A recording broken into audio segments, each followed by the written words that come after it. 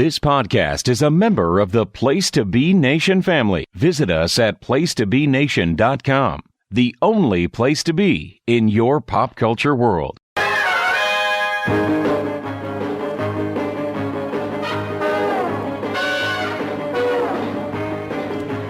Hey, Place to Be Nation, welcome back to Rank and File. Thank you for downloading, thank you for listening to another spectacular episode. And if you're a first-time listener, thanks for giving us a shot. My name is Jordan Duncan, I am the host of Rank and File, and today we are going to talk about something that is not wrestling related. I know that it's hard to find sometimes on the Place to Be Podcast Network, but it's there if you look for it. Even in Rank and File, it's hard to find. This is episode number 6, and it's only our second episode where we have strayed away from professional wrestling. What our show is, it's a countdown episode. Every month we have a topic.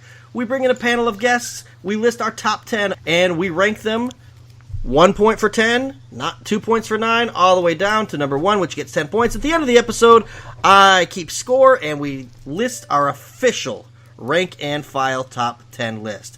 I mentioned already that we are not talking wrestling this month, and I've got 3 guests this time. Not 2, but 3 guests. I don't have a list. I'm just here to make sure these guys get along and make sure they share the space a little bit. Let's bring in our first guest, and once you hear all 3 of the names, you might be able to figure out what we're talking about. And if you can't figure it out, I'll tell you what it is. Our first guest, he's coming from the West Coast. He's the only face I can see right now as I look on my Skype. He is the one and only Todd Weber. Todd, how are you, man? Hey, Jordan, how are you? I can't tell you how excited I am to rank these various Shonda Rhimes TV shows with you. Awesome. It was hard for me because they're all tied for first. You know? Yeah. Now, Todd, before we went on the air, you said you're doing an outdoor recording, right?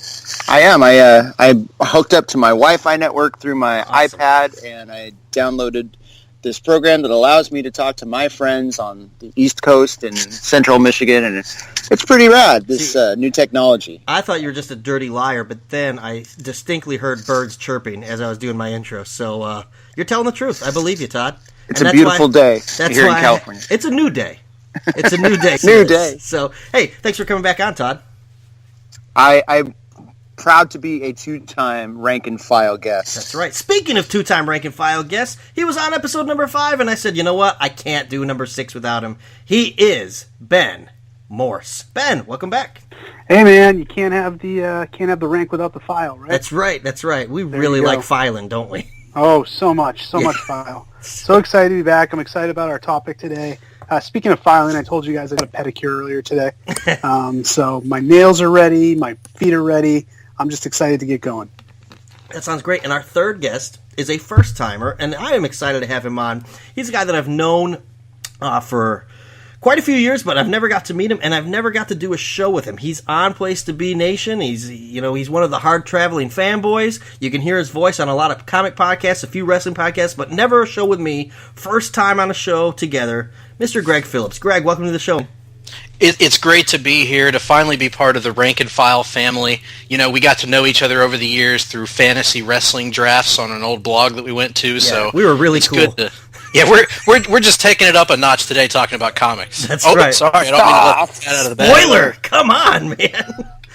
Maybe this is why I haven't had you on, Greg. Come on. Hey, I if anyone's listened to Jim Ross and Dave Meltzer's podcast, spoilers are no big deal anymore. Yeah, well, apparently to some people they're a huge deal. Like a really, really big deal. So, but not to us. You know what? I'll tell you what. If we go ahead and give spoilers, we'll put a little disclaimer at the beginning of the episode. I'll edit that in there, but I don't think we're going to be talking about anything spoiled. Guys, what we are talking about is comic-related, and that's why I have all 3 of you on, because, Greg, you are one of our key comic book guys here on the site. Todd, you definitely know your stuff. And Ben, I think you've got some work experience with a comic company or 2, correct? Yep. All that time being a nerd, and I get paid to do it. I know. How cool is that, man? Living the dream. Awesome. So, guys, comic-related podcast. I wanted to get away from wrestling a little bit. And I was thinking comics is a cool thing to talk about because we're right in the summer movie boom, even though summer isn't really here yet. Batman vs. Superman just came out a few weeks ago. Have we all seen it? Yes. Yes. Okay. I know Todd's a huge fan, right? Because of my close friendship with people like Andrew and Nick, I choose to say that I saw it, but I will not tell you how I feel about it. All right, excellent. And maybe if you didn't like Batman vs. Superman, Civil War is coming down the pipe very, very soon, and it just seems like now we're at a point with movie-going, specifically movies, even though we're not just on movies today, where every time summer rolls around, there's just a slew of stuff coming, and it's really exciting for comic book fans, I think. Even someone like myself, I'm more of a casual than anything, but I do like watching the movies. I've got my own opinions, but I feel like you guys are a little bit more versed in this topic, so I yield the floor to you in this one. I didn't come up with my own list, but I will definitely chime in with my thoughts here and there. And so here's what we're going to do. We're going to rank and file the top 10 performances on screen of a comic book character, meaning movies, television, animated is even up for grabs. We're limiting it a little bit to the superhero genre, correct? We're leaving out things like The Walking Dead, but stuff that's origin source is from the comics, whether it made it to the big screen, to the small screen, whether it was animated or live action. Our top 10 performances. That's pretty much what we're doing. I think it's going to be a lot of fun because there's definitely a lot to go from, and villains and heroes alike are open to be ranked. And I'm interested. I'm going to kind of keep a running tab of if we come up with more good guys, more bad guys, things like that. I think that'll be a lot of fun. What do you guys think? Nah, it sounds like a terrible idea. Yeah. Okay. Yeah, I don't think the villains are going to beat the heroes here. Yeah, let's scrap it. You know what? Top 10 Backlash matches. Go. No. That is another reason why it's easy to go away from wrestling in the month of April because, it's April. There's not a whole lot to go with. Hey, before we start our list, we always talk about our honorable mentions because we make a list of 10, but I don't know about you guys, but I always cram it down to about 12 or 15, and then I have a little trouble cutting those last few. So we like to give some love to those things that came real close to making our list, but didn't quite get there. Greg, since this is your first time here on the show, why don't you give us one or two of your honorable mention picks? I will do that. My list was actually narrowed down to about 25, and so I had to kind of randomly select some people to leave out. But just real quick, probably a shocker that it's not going to make my list, but I didn't want to overload it with this show. But Mark Hamill's Joker from Batman the Animated Series. Okay. Jessica Jones from AKA Jessica Jones, or just Jessica Jones. I didn't even think of that. Loki from the Marvel Cinematic Universe. Wolverine from the animated X-Men show, and Felicity Smoke from Arrow. Wow. I'm already glad you guys are doing these lists because I know Mark Hamill's Joker, and I definitely know Felicity Smoke. I'm a big fan of Arrow, but I would have totally forgot Loki, and I saw very little of the X-Men cartoon when I was growing up. So already glad that Power. Yeah. Sorry. Power! Incredible power! Sorry. See, when I hear power, I think I've got my 2x4. That's just the place to be. Brainwashing in effect. Power, So, What if Hacksaw Jim Duggan were Professor X? That would be That pretty would cool. be inspired casting in 1993 if they had done a live-action X-Men movie. That'd be great. That'd be great stuff. Just get him to shave his head, and on TV he could lose like a loser lose their hair match against I almost said Bad News Brown, but he was gone by 93 and he was bald to begin with. Oh man, wrestling's taking over this show again. We got to get nerdy. Todd, tell us something that almost made your list that has nothing to do with wrestling. Oh, Greg got me on a couple of those. We have some redundant lists, but I'm going to go ahead with my honorable mention. I'm going to start with Dr. Octopus, is played by Alfred Molina from Spider-Man 2. Just a great performance in it. It's this is going to be a recurring theme with my list. The great performances inform future readings of the character in the comic for me. Now, if there's a Doc Ock comic, I kind of see it in Alfred Molina's voice or visage there. So I'm going to go with him for my first one. Samuel L. Jackson as Nick Fury, because again, Nick Fury is Samuel L. Jackson now for now and forever. And my third one, I'll go also to Arrow, but it will be Katie Lotz as Black Canary / White Canary. She's great. She's had a couple different iterations. There's been a couple different versions of Black Canary on screen, but she's definitely the best one, and I'm glad that she's kind of the anchor of Legends of Tomorrow now as Canary. Mm-hmm. Yeah, awesome. I think Nick Fury's one that's maybe just picture perfect from just from looking at him, but Jackson delivers as well, so, and I think you could argue that maybe he was, when he showed up at the end of the first Iron Man, correct? Right. And that's kind of really kickstarted the Marvel movies, I think, made me think, oh, wow, they're really going big places here. So Mark Miller's first Ultimate series, I mean, they put Nick Fury as Samuel L. Jackson before any of the Marvel Cinematic Universe even happened. So It's kind of like movies imitating art, and maybe there was a handshake agreement already in place. It's like, I've always seen you as Nick Fury, so I'm going to put you in my book, and hopefully you'll like it enough that you can come to our movies. I don't know. And he was certainly a step up from David Hasselhoff as Nick. Don't hassle the Hoff, man. Yeah.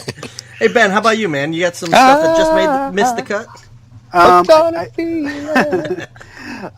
few. I got to credit Greg and Todd for having some really good ones that I didn't think of. My wife would be mad at me if I didn't mention Jessica Jones. Kristen Ritter was fantastic as that, and the Nick Fury one is a great pick. I wanted to go a little further back, way back to the 60s, to the Batman 66 show, and take all of the villains, because even though they probably wouldn't step one-on-one against a lot of the performances we're going to talk about, they were very iconic culturally. Whether you're talking Cesar Romero as the Joker, Burgess Meredith as the Penguin, those roles would get redefined decades later, but for decades, the Joker was Cesar Romero. The Penguin was Burgess Meredith. The Riddler was Frank Gershwin. Those guys were just Egghead synonymous. was Vincent Price. It still is Instant Price. But so I thought that to me was the definition of an honorable mention, because I don't want them on my list, but I thought they should be recognized. And also going back to a show I watched when it was on the air, that never won any awards, but I got to give Tom Welling a honorable mention for sheer longevity. The guy played Superman for 10 years, a full decade, and way longer than anyone else has done it. So I always throw him in there. Yeah. Yep. Greg, one thing I do know about you, I don't think Lana Lang will be making your list, correct? No. Lana Lang would be at or near the bottom of my list. Of every character ever. Lord God. I loved Welling on Smallville. He was awesome. And I was so glad when she left. Yeah, I think we all were. Yeah. Hate to see you leave. Love to watch her go. Bring in the sexes. Here we go. All right. Cool. Hey, before I get myself in any more trouble, why don't we start off our list, go with our number 10s, and Greg, you start with the honorable mentions, so we'll leave you for last for your number 10 entry. Let's go backwards. Ben, why don't you kick off the official countdown with your number 10? Sure. My number 10, I ventured outside of Marvel and DC, which I did a couple times on this list, but I think one of the iconic, it's almost to a far, far lesser degree, the way Samuel L. Jackson was associated with Nick Fury, the way he was portrayed in the comics, and then it couldn't be anyone else but him. I had Ron Perlman as Hellboy, who I think is just, quintessential in that role. There's only been a couple movies. They weren't dynamite successes, but I can't read a Hellboy comic book and not hear Ron Perlman's very distinctive voice talking about it. So I think that's kind of the benchmark for great performance. Awesome. Guys, what do you think about Hellboy? I like it. I mean, I think that what he just hit on is kind of the same way that I think that Todd and I kind of approached our list, which is the performance was so good and so natural a fit that it kind of, you can't read the comics now without imagining him in that role. So yeah, I definitely see it. Great movies, and I haven't read a whole bunch of Hellboy comics. I just Me either. I'm waiting for affordable collected versions to be out there someday, I suppose. But I do have that Next Men issue where Hellboy showed up for the first time. That's worth a bunch of money, so that's pretty cool. Would that be John Byrne's Next Men? John Byrne's Next Men. By Peter David? Crappy comics. Good memory. Very good. Wow. Yeah, and Hellboy is a character, to start off the list, I think it's perfect, and it shows why I'm just kind of sitting and listening to you guys, because I know Hellboy, I've seen the movies, but I know nothing about the comic books. I've never read a Hellboy comic at all. I do enjoy the character. I enjoy the movies. I don't know how true they got it, and that's why I felt like you guys are better at making this list than me, because there could be roles that we talk about where I would have it like my number 2 or 3, and Greg might be having a conniption like it's nothing like comic, it's not true to the story, and I wouldn't know the difference because I read basically, the stuff you would expect everyone to have read, and that's about it. Not that I don't enjoy it, but comics can get expensive over time, and I like to wait for trades and things like that. And since I do wait that long, I have to pick and choose what I get, and I go with names that I already know. I don't venture out too often. So, Hey, Jordan. yes. Have you heard of something called Marvel Unlimited? Why don't you tell us all about it, Todd? Well, Marvel Unlimited is the neat online comic source that's kind of like Netflix for comic books. You just pay a monthly fee, and you have access to hundreds of thousands, well, maybe tens of thousands of more Marvel comics that have been digitized. Awesome. Hey, how many of our listeners do you think Ben put us up to this? I was going to say, checks in the mail. Thank you. Exactly, because we did not at all do that. And that's No, that was me. And so, let me ask you this. Since you guys are, I would consider all of you hardcore comic fans. Are you totally comfortable with digital reading? I wasn't. Go ahead. No, it's an odd fit at first, but once you get used to it, it's not so bad. Sure. It's not. I don't think it'll ever be the only way I read or the only way I collect, but it's a nice way to go back and read stuff, like fill in the gaps of stuff I haven't read. Cool. This is not that different than a Kindle, basically. Yeah. You know? No, getting an iPad Pro has been the changer. Here I am talking about my iPad Pro again, but where you get to see the art. The art really pops on the bigger screen. It's a 8x10. And I've always had a hard crystal time clear. with it.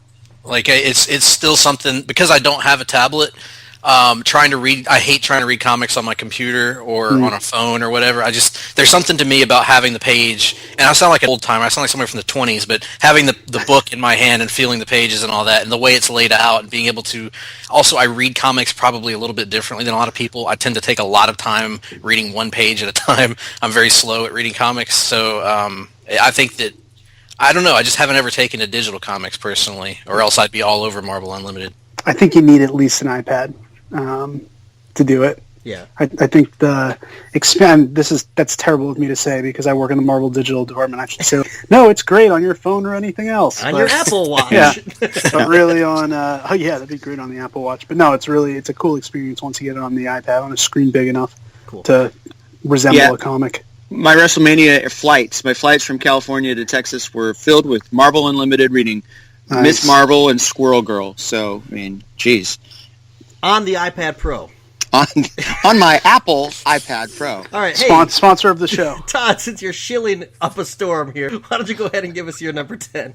I'm a hoe. All right, so my number 10 comes from the DC animated universe of Bruce Timm and Paul Dini that started maybe in 1992 and endured up until the cancellation of Justice League Unlimited, and that is Kevin Conroy as the Batman, and kind of the definitive animated Batman, even more so than, say, Super Friends Batman or Brave and the Bold Batman, which was still kind of fun, but come on, Kevin Conroy's just got that voice, and slightly different pitch for Bruce Wayne. That whole show has been terrific over the years. I have the DVD sets, and I can watch them over and over. They still feel fresh and brand new, and Kevin Conroy just kills it with his portrayal of Batman / Bruce Wayne. So that's my choice. Awesome. Good pick. And that's one that I am a little familiar with, and I'll tell a story, but I'll let you other guys. And you know what? Something I didn't mention at the beginning, at the top of the show is, for Greg and Ben, let's say, for example, Kevin Conroy's Batman is your number 2 or your number 1. You don't have to share your thoughts on it now. Just let us know, hey, he's coming under my list, and we'll save your time for then. But if he's not coming up any later, why don't you guys let us know what you think about him now? Ben, how about you? You got any thoughts? I'll go ahead and say that he's coming up on my list. All right. Glad I mentioned that. Okay, cool. Same with me. Well, then I'll tell my story. That's a little bit of a story of heartbreak. I loved Batman the Animated Series when I was growing up. Loved it so much. And as a father to boys, one of the coolest things as a dad is when your kids get into things that you were into as a kid. And my son, my oldest son, loved Batman. Loved him. And when the animated series was released on DVD, like the entire series, I bought it for him for Christmas. And I was so excited to sit down and watch a show that I loved growing up with my son. And he hated it. Oh. And I'm like, well, this really sucks. Give him back. I know. I have to take my son to the orphanage now. So he liked The Batman, which is a different show. And it's just because that's the one that was out when he was growing up, I guess. Right. You know? It's Makes like every sense, generation has their Batman. Exactly. True. I will say this about Batman animated series, though. Because same story, only replace that with Teenage Mutant Ninja Turtles, same effect. I wanted my... Teenage Mutant Ninja Turtles does not hold up at all. The cartoon I grew up watching. Animated series absolutely does. I mean, I could still watch it and still enjoy it. So I just have to watch it alone with tears in my eyes. So, but we'll get back to Batman a little later down the line. So, Greg, finish off our number 10s and share yours with us. My number 10 is probably the most recent entry on any of our lists. I am going with Kilgrave from Jessica Jones, as played by, correct me if I'm wrong on his name, David Tennant. Is that correct? Correct. That's right. Yeah, I've never seen Doctor Who, so this is the first time I've ever seen him in anything. And another confession, I don't know anything about Jessica Jones comics. Never read them.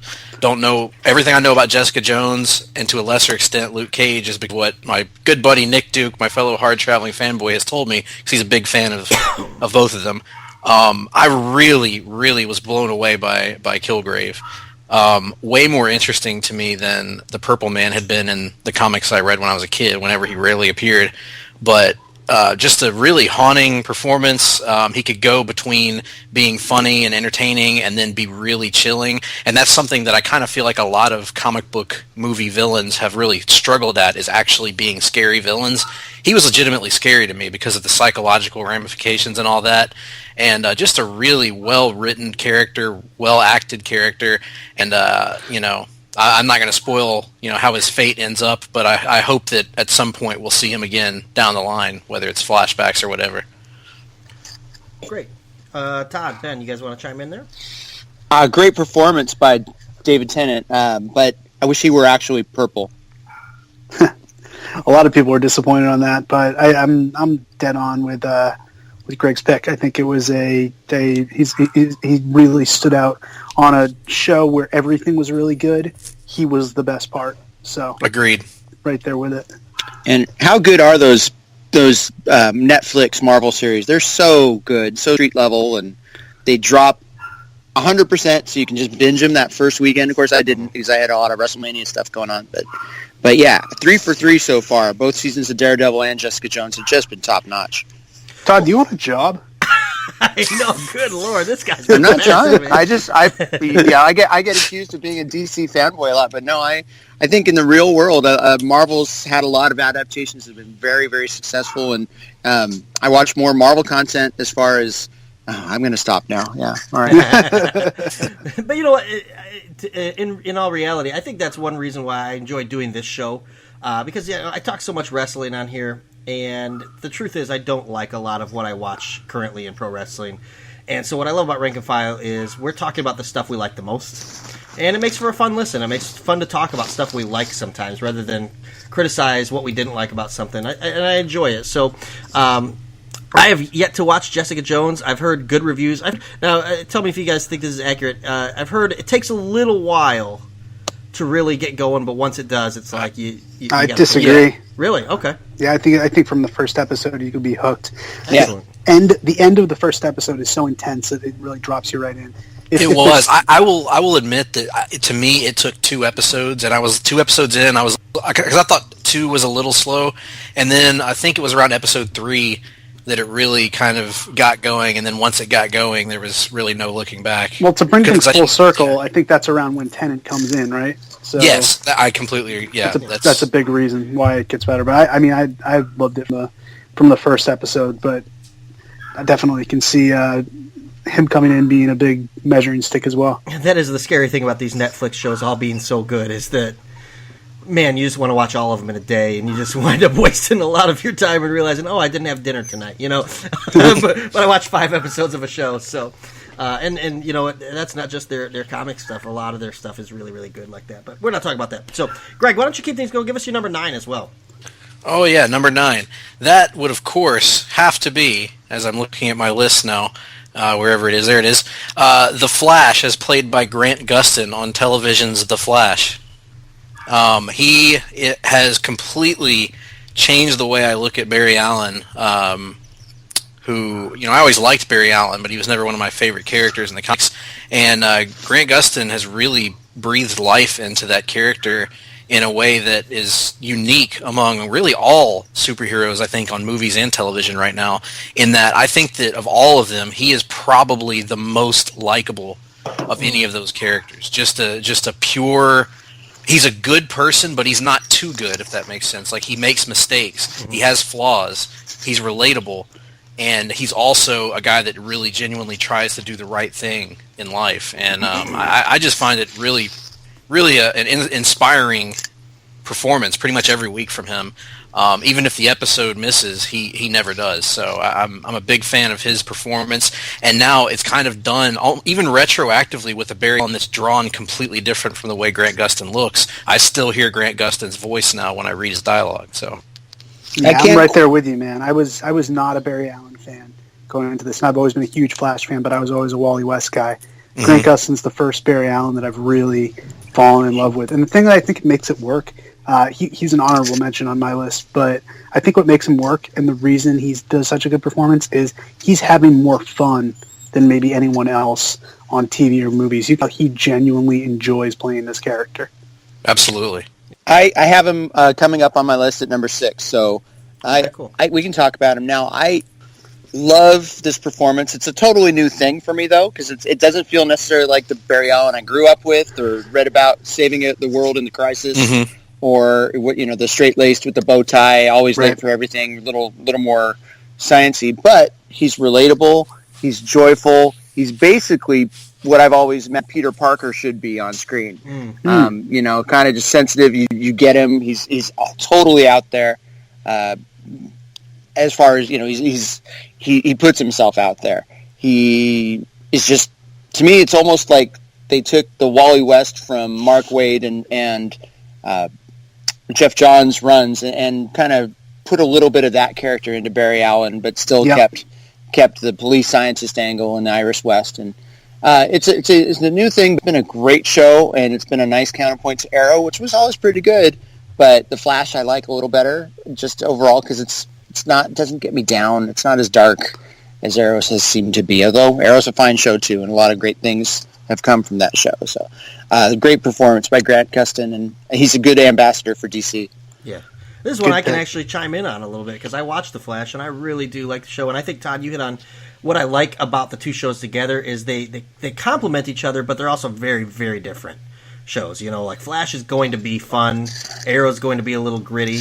I think what I like about the Flash character is that he's very much an everyman. You know what I mean? And not in the sense that sometimes they try to portray them, the everyman, almost as like a bumbling geek prior to, but Barry was a fairly successful guy, and he was living a pretty decent life before he got all this, and he's still trying to juggle all those things. And I do really think, and Greg, I know you might get a little irked because I do follow you on Twitter. He's fun, and I don't think every character needs to be fun. And I think that there's a valid criticism of the critics anymore, where if something's not fun, they dismiss it. Not everything is supposed to be fun. Arrow's not a fun show, so to speak, but it's a good show.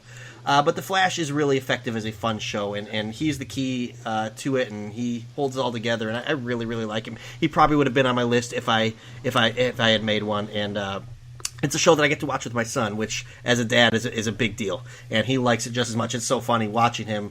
He's just understanding what cliffhangers are, because you can't binge watch The Flash on Netflix. You've got to wait till next week. And he's like, what? I'm like, every week. Yeah, every week this is going to happen. So I really enjoy the show, and I really enjoy his character. So I'm glad that he got some love here. So, hey, Ben, why don't you keep the list going? Give us your number 9, man.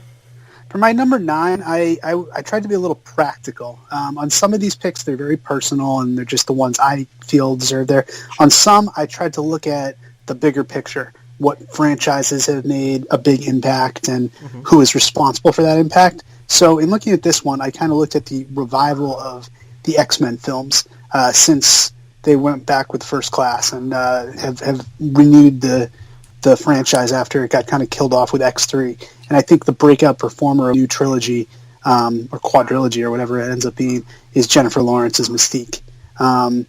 She didn't make it very high on my list because individually it's not a performance that dynamically blows me away, but she does a really good job. She's a big star who poured herself into this role, had to go through the makeup process, and really owns it at this point, and to the point where if they eventually do a X-Men movie without Mystique, we'll actually miss her now. Whereas before, I think it was Mystique was a character who was, take her or leave her. So I think on the power of how well the X-Men franchise is doing, she deserves on the list. Great, Greg. How about you? What do you think about Mystique, man? I like this her. Iteration of Mystique. Yeah.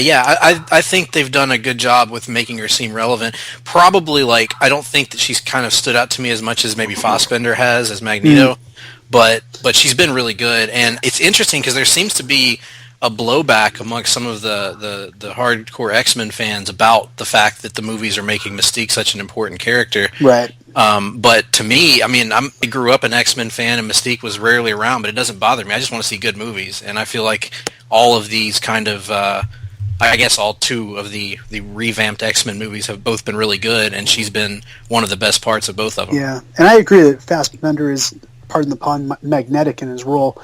But what I had going there is that if I took Fassbender, if I took James McAvoy, there's the fact that I think Ian McKellen and Patrick Stewart loom very large over them. Very true. Sure. Rebecca Roman, no disrespect to her, but she does not loom over Jennifer Lawrence at all. Jennifer Lawrence owns that part, and I was really looking at those modern movies.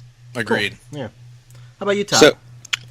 I'm pretty sure that Marvel, or actually it was Fox, lucked out by casting her before Hunger Games came out. Casting her in First Class, because now you can't imagine this earlier trilogy of films without her. I mean, they've her importance, making her kind of a sister character to Xavier, but Mystique was always a heavy hitter in the comics. When she showed up, there was big stuff going down, like Days of Future Past. So there is a precedent for her being a big, important character, but Jennifer Lawrence has taken that role and run with it, and she could have held out for more money or been a diva about the whole thing, but she's played along and done these sometimes dorky superhero films, and she's done really well with the character. Yeah, I agree, and I definitely have the viewing experience because I've seen Days of Future Past probably more times than I would have liked to.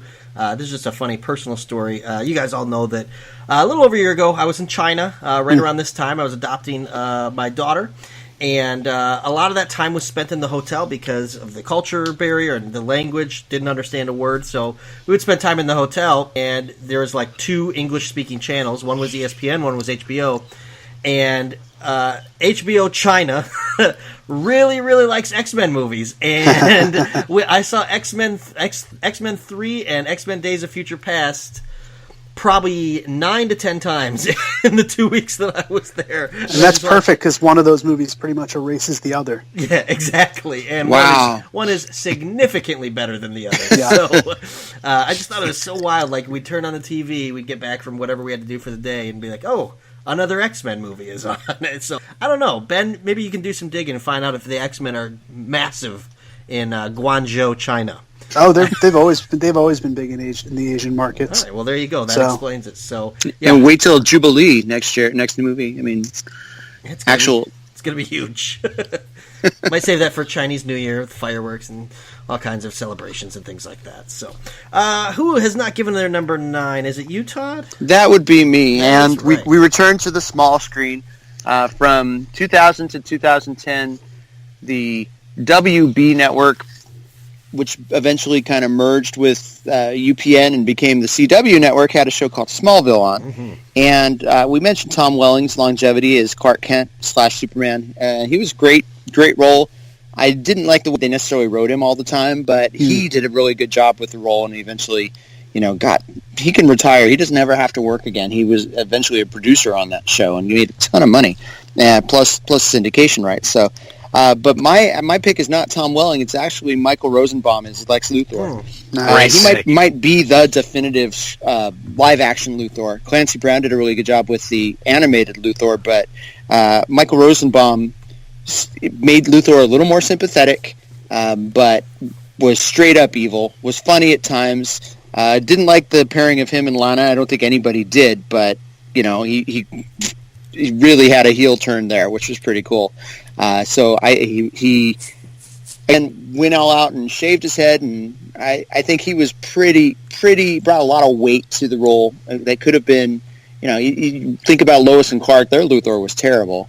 You think about the old... Poor John. Oh, come on. Okay, Yeah. he wasn't terrible. Sorry, Lois and Clark was a terrible show that had a pretty Lois, come on. and he wasn't that bad. Jeez, man, all that shilling and good fortune you brought yourself Todd is being just... erased. People are throwing their Man. iPad Pros to the ground Dean now. Cain was way too short to ever be a convincing Superman. I'm canceling Marvel Unlimited now, even though it's No, not even a don't Marvel do that. character. Oh, But that's- Misplaced aggression, Jordan. Wait, that's right. really, yeah. I'm just thinking an old ABC TV show that featured DC characters, and you Well, cancel Disney Marvel. owns ABC too. So. that's true. That's true. That's wow. That's right.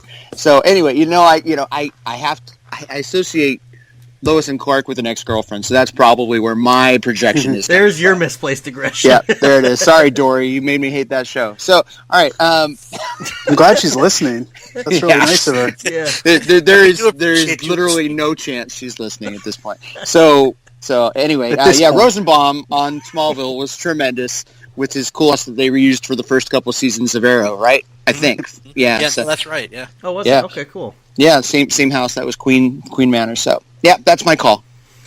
Yeah, really good one.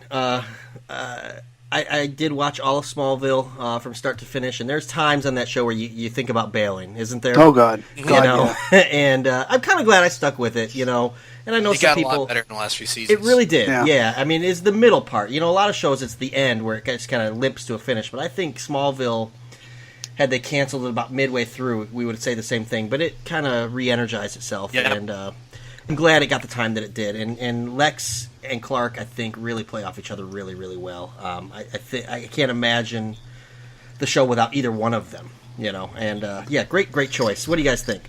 Yeah, that relationship kind of defined that show for me. The relationship between Clark and his father, and the relationship between Clark and Lex. And that version of Lex had perhaps the most organic heel turn, I think, of any iteration of the character. He was great from beginning to end, and he was the one constant through, even when the show had, the middle seasons were really rough, and he was the one constant that kind of kept it afloat until they kind of stabilized later on with Jeff Johns becoming more involved and bringing in Lois and some people like that helped the show out. But yeah, he was outstanding.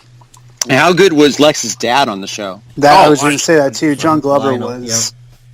Watching John Glover and Michael Rosenbaum act in scenes against each other really made you forget that you were watching a show on the CW. Yes. Not to cast too many aspersions on the CW, because I love pretty much everything they put out, but that was just like a master class in scene chewing from those two guys every week. Totally. The two Luthors were incredible. I grew up with the comics version of Lex that was like kind of the John Byrne, like evil corporate Right. businessman, and I loved him. But he was evil, and you didn't really know why he was evil, but damn it, he was evil. And this version of Lex to me was so compelling because you got to see that he was a normal human being at one point who never really had a chance to be that as he grew Right. up. So Yeah, really, you root for him on Smallville. Yeah, you do. You root for him not to become a bad guy, and it just, in the end, there's no way he couldn't have. Right. Noted friend of Place to Be Nation comics podcasts, Peter David, used to talk about how Smallville never really rang true for him because there was no way to really write off the fact that Lex knew who Clark would be. He knew, he would never buy that Superman was anybody but Clark. But so they kind of retconned those last years where Lex had his accident and disappeared from the show, but he lost his memory essentially, right? And so that's how they were going to explain that. But that was his problem with the show. But it was a TV show, and it was what it was. Everything's slightly a little bit different, and you don't accept that as the only version of the story, the version of the character. Right. So yeah, that I thought about that back in the day. He also talked about how Chloe was a better Lois figure, in general, and would be kind of cool to find a way to morph her into. But then they introduced Lois proper, and she was excellent on the show. She was excellent. Yeah. Yep. Yeah, and we wouldn't have Felicity Smoke without having Chloe beforehand. Yeah. Hey, Todd, why don't you just keep things chugging along and get into our number 8s now? All right, so number 8, speaking of TV, we're going to go to a character who's on both Flash and the current Legends of Tomorrow on the WB. No, I'm sorry, it's on the CW. But I watch it on Hulu. So there's my plug for Hulu, which is I think $8.99 a month. Great service. Thank you. As a cord cutter, I find that Hulu keeps me current with all my network TV shows. And anyway, so my choice is Wentworth Miller as Captain Cold. He has taken this role of, Captain Cold's never really had an on-screen presence before, and he's killing it. He's doing an outstanding job as the slow-talking, manipulative, devious Captain Cold, Len Snart. So I really enjoy his work on both shows. And he's actually been almost a leading role on Legends of Tomorrow, and he's making it a lot of fun. So I love that casting, and I think he's doing a tremendous job, and it's going to be something we're going to talk about for years to come. I guarantee I'm the only one who asked him on. I do enjoy him, though. And what's funny is you mentioned how he's slow talking. When he first appeared on The Flash, I actually kind of hated that. I'm like, why is he talking? But it grows on you. Yep. And it becomes a part of the character. And I think it's almost like custom made for him. And I think he does do a good job. And again, I'm someone who has read a few Flash comics here and there, knows who Captain Cold is and the basics of him. So I don't know if they get anything right or wrong, or but just going from what I see, he's a pretty enjoyable character, yeah. Captain Cold is one of Jeff Johns' favorite characters, so it makes sense that they really were not going to let him flounder when he got on TV. And it's cool to see Wentworth Miller. I didn't watch Prison Break, but I know enough about Prison Break to be like, that could have been it for his career. Like, he played one iconic role and then just kind of disappeared into the ether. But the fact that he is now getting to do a second iconic role is pretty cool. He didn't make my list. I wouldn't have made my list, but it's still a really good performance. Yeah, I kind of, to piggyback off what Jordan said, the first time he appeared, I remember Nick and I talking, and we were like, oh, that guy kind of stinks. He's really hamming it up. But oddly enough, like Todd said, every subsequent appearance, it's almost like, okay, I get it now. I get why he's hamming. It's like the perfect comic book villain because like it's like you're reading it right off the page, and he does a wonderful job. And he's not just a one-dimensional villain. They've really, especially on Legends of Tomorrow, they've kind of taken the Jeff Johns bent on the character, which is that he's not pure evil. He's very multifaceted. I liken Jeff Johns' Captain Cold a lot to his Sinestro, in that they're very almost morally ambiguous in some ways, though they're still villains. And they've done a really, Wentworth Miller in particular has done a really good job of getting that across. Greg with the first Green Lantern name drop of the episode. I'm gonna bring it up every time I mention anyone. Well, I think we know your number one is gonna be Ryan Reynolds as the Green Lantern. So, and Blake Lively as Carol Ferris in a tie. It's a tie. Great, Greg. Why don't you give us your number 8? Is it either of them?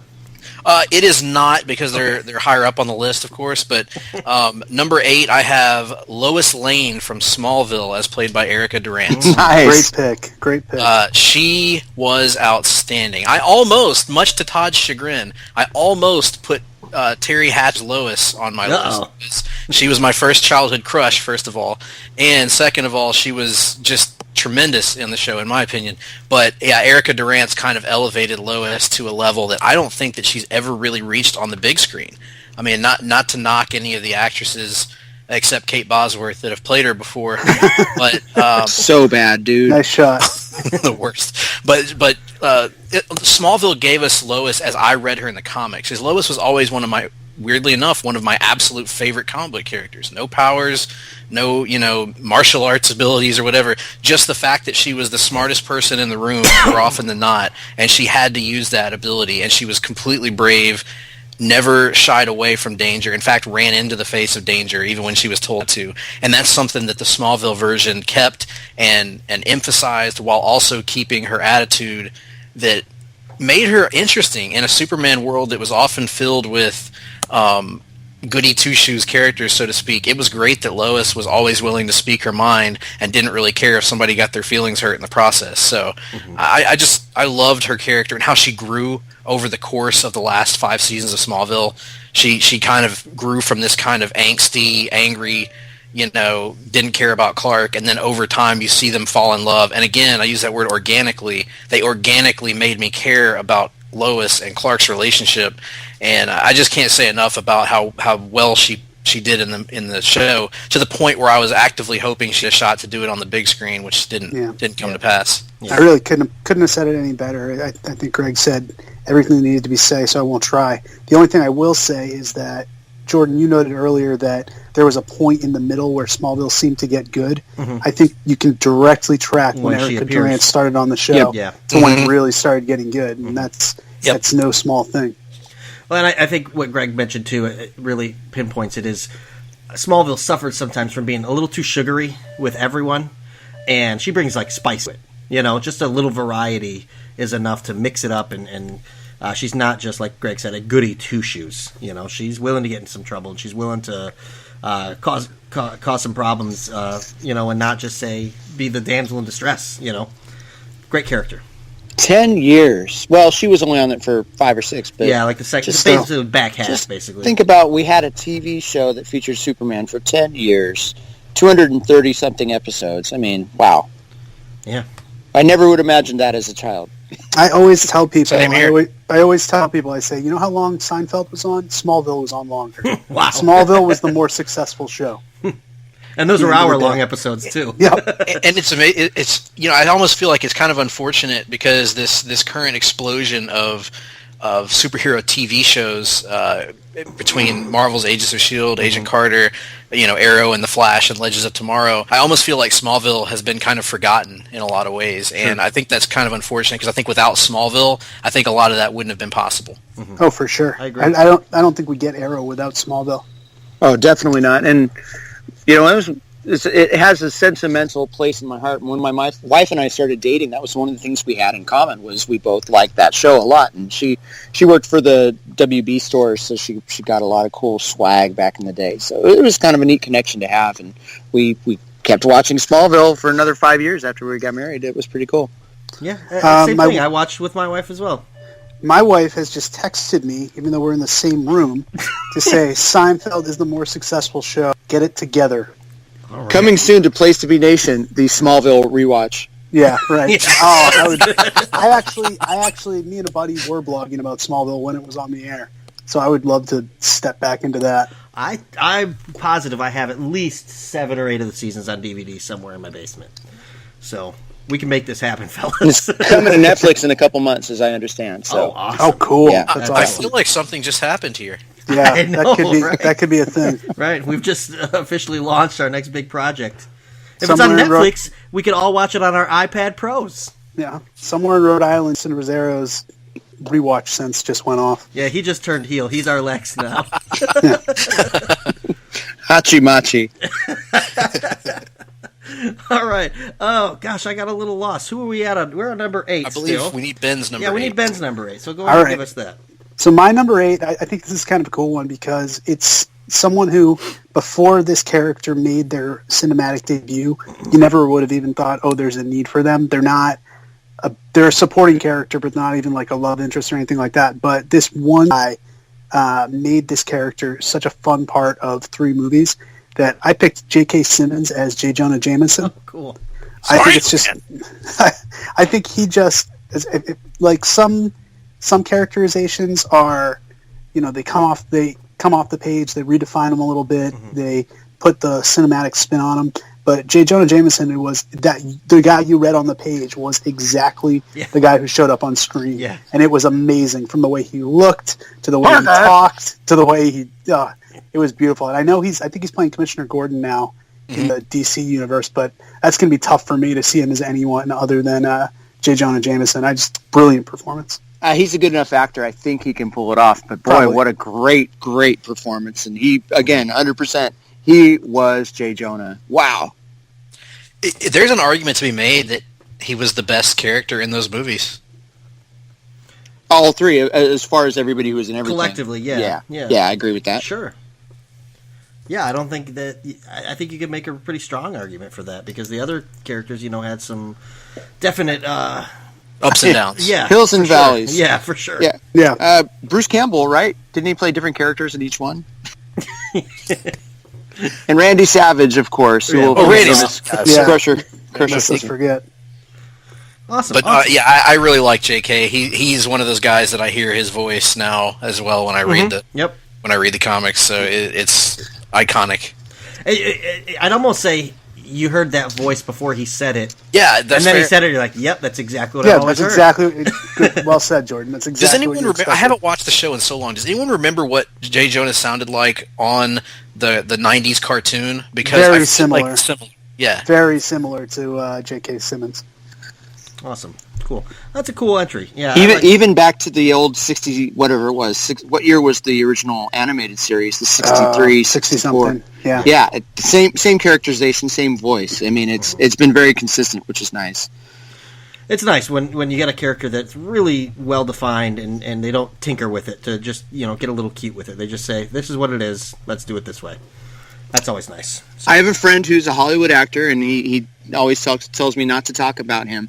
But he did a short film for Intel with J.K. Simmons and said he was the best actor he ever worked with. Awesome. Just the most prepared, easiest to work with, and just like blew everybody away with how good he was on screen. And if you've seen Whiplash, like that guy's got so amazing chops. His chops are so good. I've not seen Whiplash, but I do know that it is not an Iron Man spinoff. It is not that Whiplash, no. No, but he did win. That's Ladanya.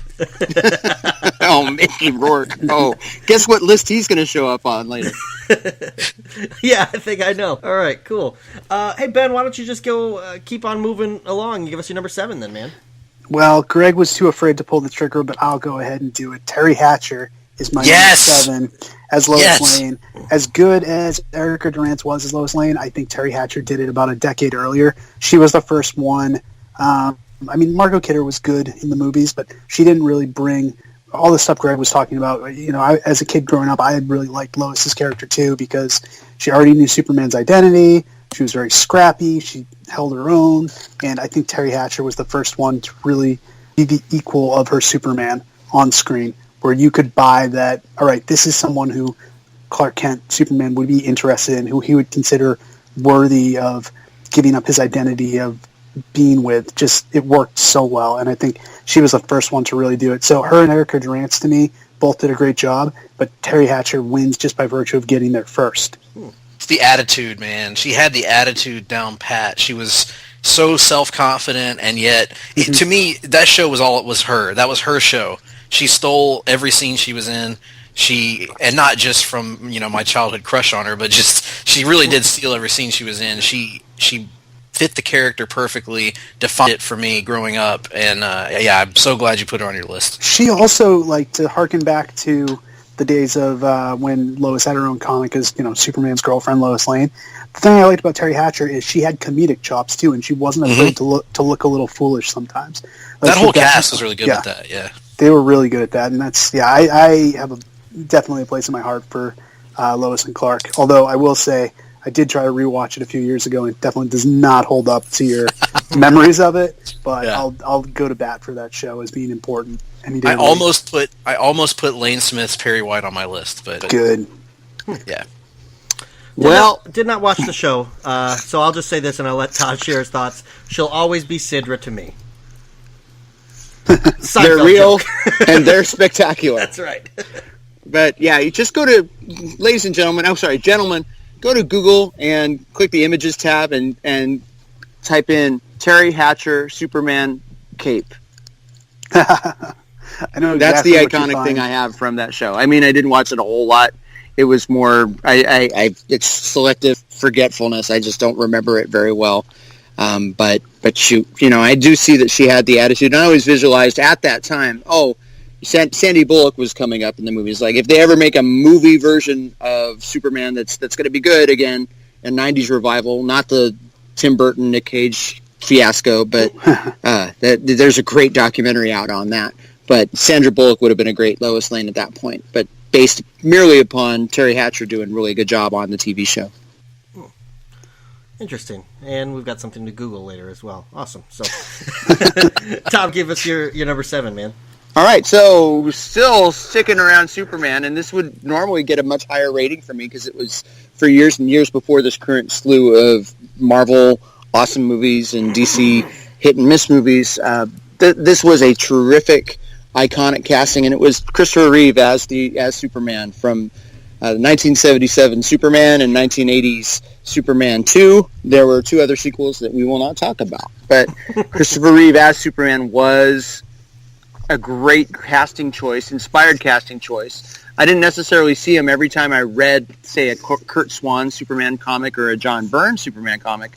Maybe a little bit after John Byrne did a really nice job with the differentiation between Clark Kent and Superman. Mm-hmm. But Christopher Reeve was physical enough to pull off the role, funny as heck as Clark Kent, as you could almost buy that they were 2 different dudes, but those blue eyes, he was good. Anyway, I really, as a kid, it was Star Wars and it was Superman. Now, they both had great John Williams scores, so I always kept them in that same realm, but I've seen the original Superman movie, more times than I can count.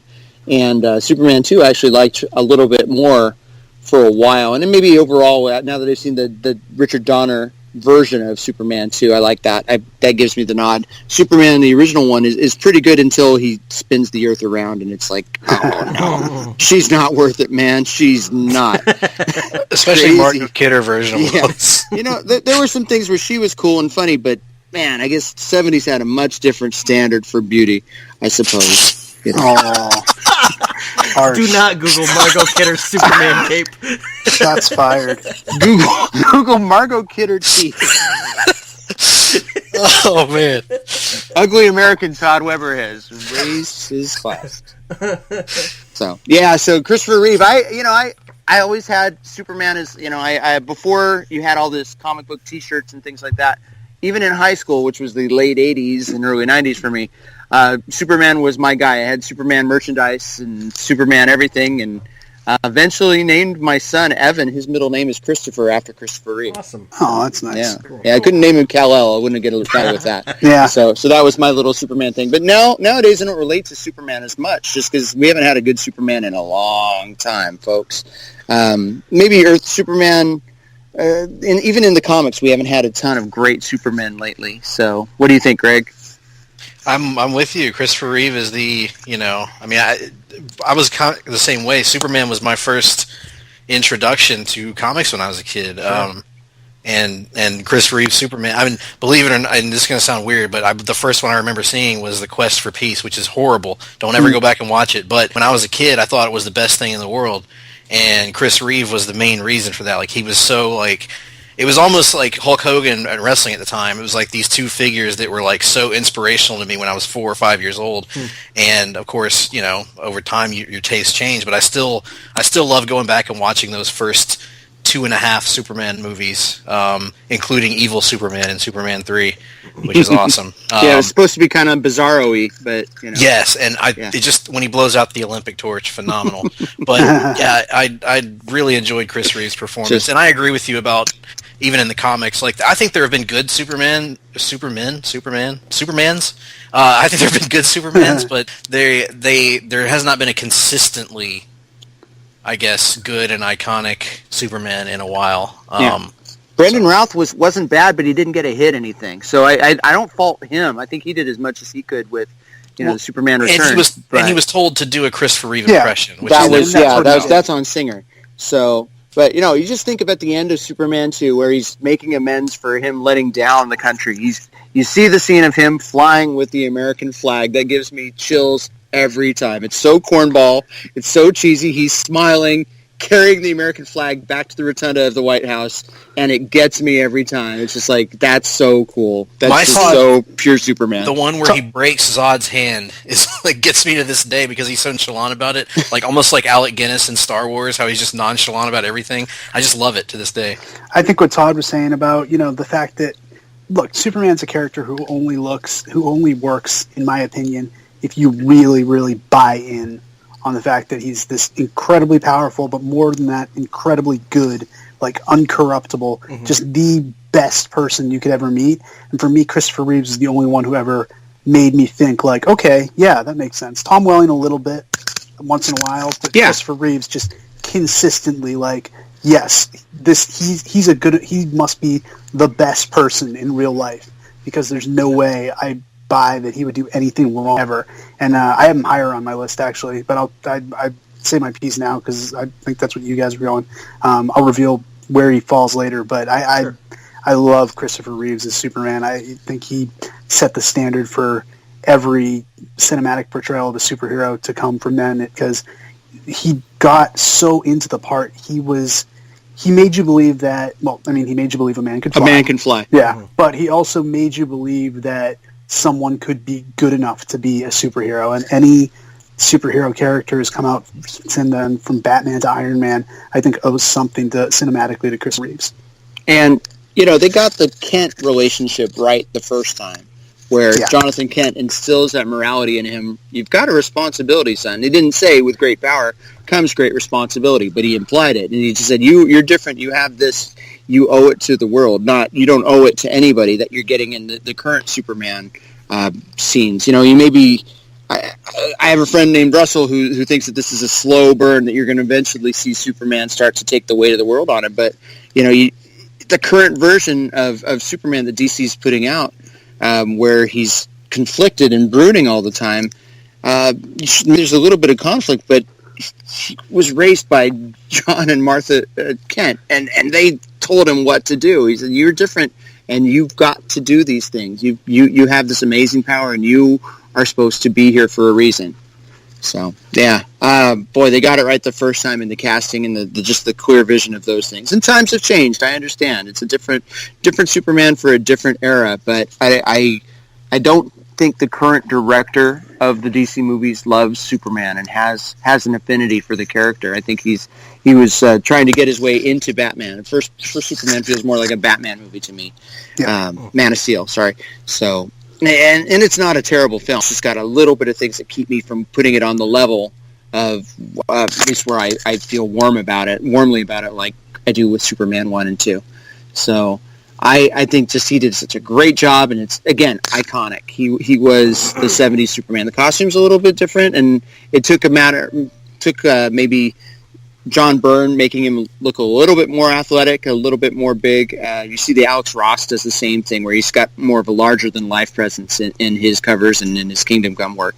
And that's what I mean. I think Superman is actually a big enough character that he is bigger than just any one portrayal of him, maybe Batman too. You'll see. Cool. Yeah, I think he sucks. No, I don't really. I really don't. It's just a lot of love being praised there, and I can't really add anything. Yeah. Also, Smallville did a great job of paying homage to those Superman films with him coming back as the astronomer, and then you had the little musical cues from the Superman films in the Smallville TV show. That was so cool. And the disembodied Jor-El. But you didn't have him with cotton balls in his mouth. He's saying Krypton. Yeah. These criminals deserve to be punished to the Phantom Zone. I don't know. You know who Christopher Reeve was a lot better than? Kirk Allen. I'll say that for sure. If anyone's ever seen those original Superman serials, not very good. No, I have not. All right, well, Christopher Reeve, very beloved, big shock, correct? And he's going to get some more points as we move on to our list. And quite frankly, I'm surprised he's not a little higher, but that's fine. 10 years ago, he would have been number 1 or 2. Probably, yeah, exactly. Let's keep going with our... Let's go with Greg. Keep things going with us. Are we on number 7 now? Yeah. Yeah, you're number 7. It's interesting that this timed up like this, because the guy that I'm about to name is, to me, the modern equivalent of Christopher Reeve, because he took a character that is and you guys know where I'm going with this, but he took a character that is the embodiment of good, that is the embodiment of kind of cornball Americana, a character that I had never identified with growing up. I'll admit, I always thought Captain America was really lame when I was a kid. I never got it. I never liked his comics. And then I saw the movie, Captain America: The First Avenger. And then I saw the Avengers, and then I really saw it in Winter Soldier. And Chris Evans, Captain America, to me, talk about redefining a character, because he made me realize how wrong I was for all those years to think that Captain America was lame. And in some ways, he is the Marvel equivalent, I guess, morality-wise, of Superman. Sure. But I love Superman, and I saw that I should love Captain America for the same reasons. But it was his earnestness, I I believe that's what Tim Cable called it, his earnestness of the role, is in the same way that Christopher Reeve had with Superman. You believe that he believes every single thing that he's saying. Mm-hmm. You believe that he's not just putting on an act and pretending to be this good, noble bastion of what our country is supposed to be, but you actually believe that he is that. And for a guy who I thought was entertaining in Fantastic Four, but those were bad movies, I didn't know that he had that in him. I didn't know that he could make me invest so fully in a character that I previously had no connection to. So, I mean, I can't sing his praises enough. He's done a all the cast of the Marvel movies have done great, but he and somebody else who's later in my list have done, to me, the best jobs of redefining the characters that they play for a new generation. The thing about Chris Evans that always stands out for me is, and I was working at Marvel by the time he got cast, so this was something we discussed a lot, was once the first Iron Man came out, not to jump ahead and talk about Downey too much, but I feel like you can't talk about Chris Evans without talking about Robert Downey Jr. to some extent, because we were all wondering after Iron Man hit, who is going to be able to hold their own with Robert Downey Jr. on the screen? Robert Downey Jr. as Tony Stark. That's such an amazing responsibility. And when Chris Evans was cast, I think a lot of us were like, really? Can he play Johnny Storm? He's going to be able to stand there and, go toe-to-toe with Iron Man and, hold his own and be as much of an icon, and he definitely has. So, to me, that's why he earns a spot here. Well, they couldn't have done a better job casting the guy. Who could have even guessed? He was so average in those Tim Story films. Maybe he was good. I saw them, but it was very forgettable, his performance to me. But he's so good as Captain America and Steve Rogers. If you go back to the first Avenger, he's totally believable as the scrawny Brooklynite kid. He's totally believable, and he changes.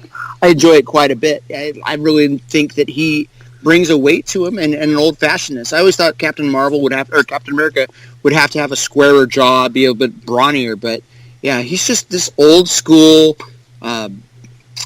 guy with American values, and he's totally believable, and I buy in 100%. Great performance, and I hope he goes on to be in many more Marvel movies. Knock, knock, knock. Hope he doesn't die at the end of Captain America: Civil War. Knock, knock, knock on wood. Yeah, I'm a big fan as well, and I think he hits it out of the park. And just to try and think of something that you guys didn't cover, I think he does good in the small comedic bits that he gets too. Like he delivers the funny stuff too. He was always funny. Yeah, but I mean, the Captain America character isn't like, sure. I love Captain America because they really make me laugh. Yeah, but, right. But he does a good job there. Yeah, go ahead, Greg. Oh, I was just going to say that's such a great point you bring up, because I think what they've done in the movies with Captain America. Every time I tried to read a Captain America comic when I was a kid, I always felt they were really like, and I know that you can say the same thing about Superman comics, but I was already into those. You always felt like they were really self-serious. They kind of ignored the elephant in the room of, his costume and all that stuff. And the movie really embraced that. It kind of like, to bring it, bring Jeff Johns up again, the way his Aquaman run embraced a lot of the stuff that had always bugged me about Aquaman. And, it really, I don't know, it's like it made Captain America click in my mind in a way that it never had before as a concept. He does great with the comedic stuff. Awesome. Yeah, good entry. Greg, why don't you just keep things going and give us your number 6 as well? Because we already heard Todd's number 6, and that was the Flash, correct? Yeah, Grant Gustin Flash. Cool. My number 6, I actually have Clancy Brown's Lex Luthor from the DC animated universe, which includes Superman the Animated Series and Justice League and Justice League Unlimited. To me, this is the definitive Lex Luthor. Even over, as great as Michael Rosenbaum was, and he's amazing, to me, Clancy Brown is how I read Luthor. Clancy Brown is my ideal portrayal in terms of the characterizations of Luthor. I recently went back and watched the entirety of Superman the Animated Series, and which I had never seen before, except a few episodes here and there. And then I watched just his evolution through Justice League and Justice League Unlimited. It's just so brilliant. The way that he plays people, the way that he manipulates people, the way that his motivation remains clear throughout the entire run. It's a Lex Luthor that I 100% believed was a threat to Superman. It's a Lex Luthor that I believed was a threat to the Justice League. The entire Dwayne McDuffie written arc in Justice League Unlimited, where Lex Luthor kind of tricks the entire U.S. government into doing his bidding. Just wonderful voice acting. He has this cold menace to Lex that we've never gotten in any on-screen iteration, other than perhaps Michael Rosenbaum. And it to be honest, I was really hoping that was what we were going to get in the. I'm not as down on the movie as Todd is, but I was really hoping that was what we were going to get in the Batman vs Superman movie, was a much more cold-hearted, calculating Lex that wasn't so much shtick and real estate schemes and cackling laughter, but we may eventually, according to my friends who all say it's not done yet, it's just the first part of the story. Spoiler alert: he is bald by the end of the movie, right? That's true. And it's just, I don't know. I guess we've gotten so many like campy takes on Lex that I would love to see somebody do what Clancy did with it on the animated in the animated universe. He was funny at times. There was an episode called Flash and Substance, which was funny because Michael Rosenbaum voiced the Flash on the show. Yep. He got to voice Luthor in the episode. It was a really funny episode, but he could have these comedic moments, but the character was not comedic. The character was dead serious, and the character was in some ways a bigger threat than Darkseid or any of these other more powerful threats to the heroes.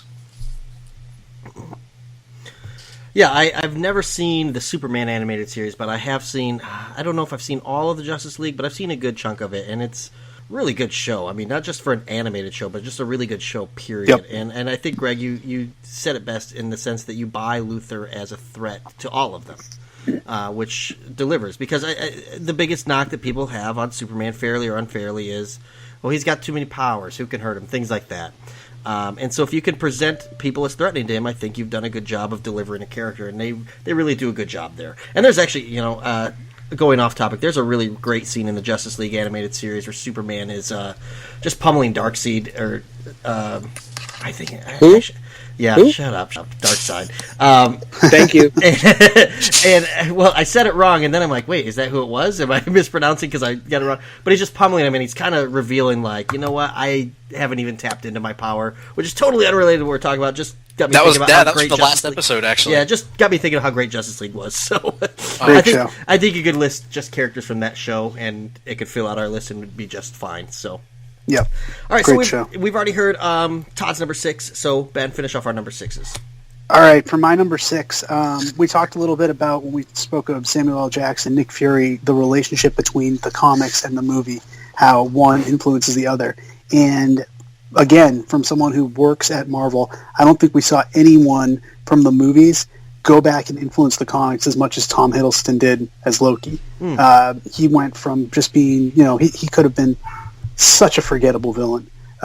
He's in the comics as the guy who got the Avengers together, but I think Tom Hiddleston won his role as the movie villain of the first movie villain the Avengers faced, just on how good he was in Thor, just how charismatic he is, how much he makes you both love and hate him, and it's directly affected how he's been portrayed in the comics. He's gone from being a very one-dimensional, cackling, evil character to being this fully fleshed out, multi-realized, almost tragic hero where he can't seem to outrun his destiny to be the villain, but he really wants to in the worst way.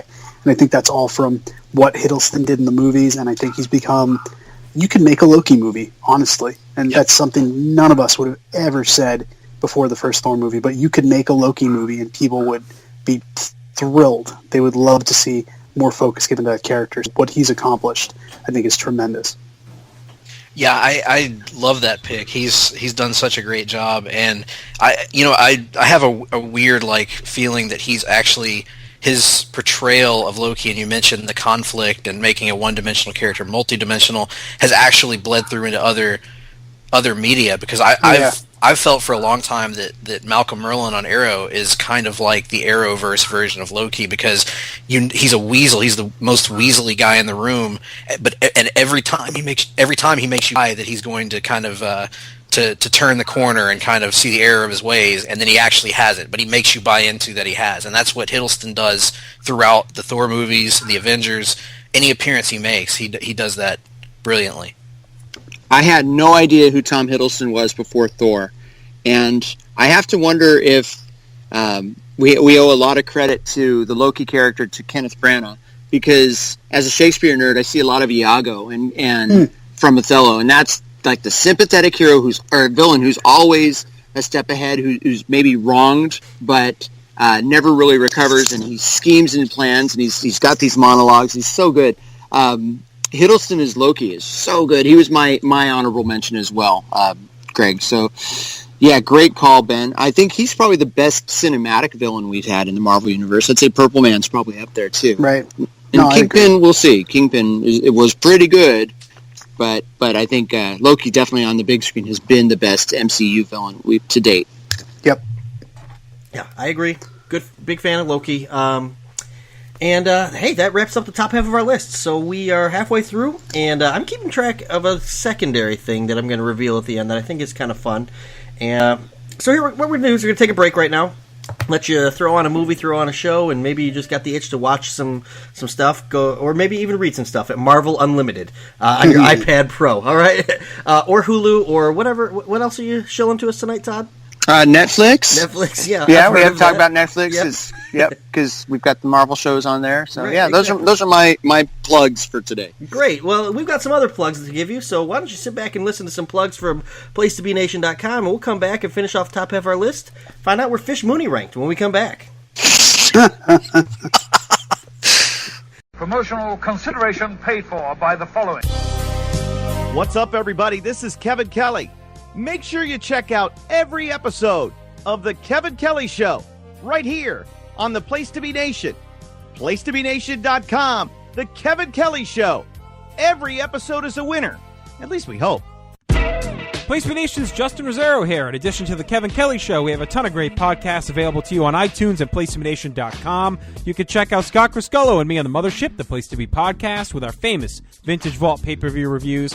PTBN also covers current day wrestling with Main Event, Mission Indy Possible, and our monthly pay-per-view reaction shows with immediate feedback on WWE, NXT, and Ring of Honor Super Shows. And relive wrestling's past with our monthly pay-per-view rewind series, led by Ben Morse, and the Dangerous Alliance Wrestling podcast as we dive into various subjects in the form of exercises and games. We got sports covered too with the Sports Evolution Mega Show with Scott, Dr. G, Cowboy, and Cowboy Sr., the Kings of Sport led by Live Audio Wrestling's Godfather Nate Milton, as well as the NBA Team Podcast and the TJ McClune Show. PTBN tackles pop culture and irreverence with Richard the Mailman, the Glenn Butler Podcast Hour Spectacular, and if you like a hybrid of all of this in list form, check out Jordan Duncan's Rank and File. All of these shows are available on PlaceToBeNation.com, where we cover pro wrestling, sports, movies, comics, plus tournaments and more. We want to thank our friends at Bonehead's Wing Bar in West Warwick, Rhode Island and Fall River, Massachusetts, and Scott Keith's Blog of Doom. Be sure to follow us on Facebook, Twitter, Instagram, and Tumblr as well. PlaceToBeNation.com, the only place to be in your pop culture world.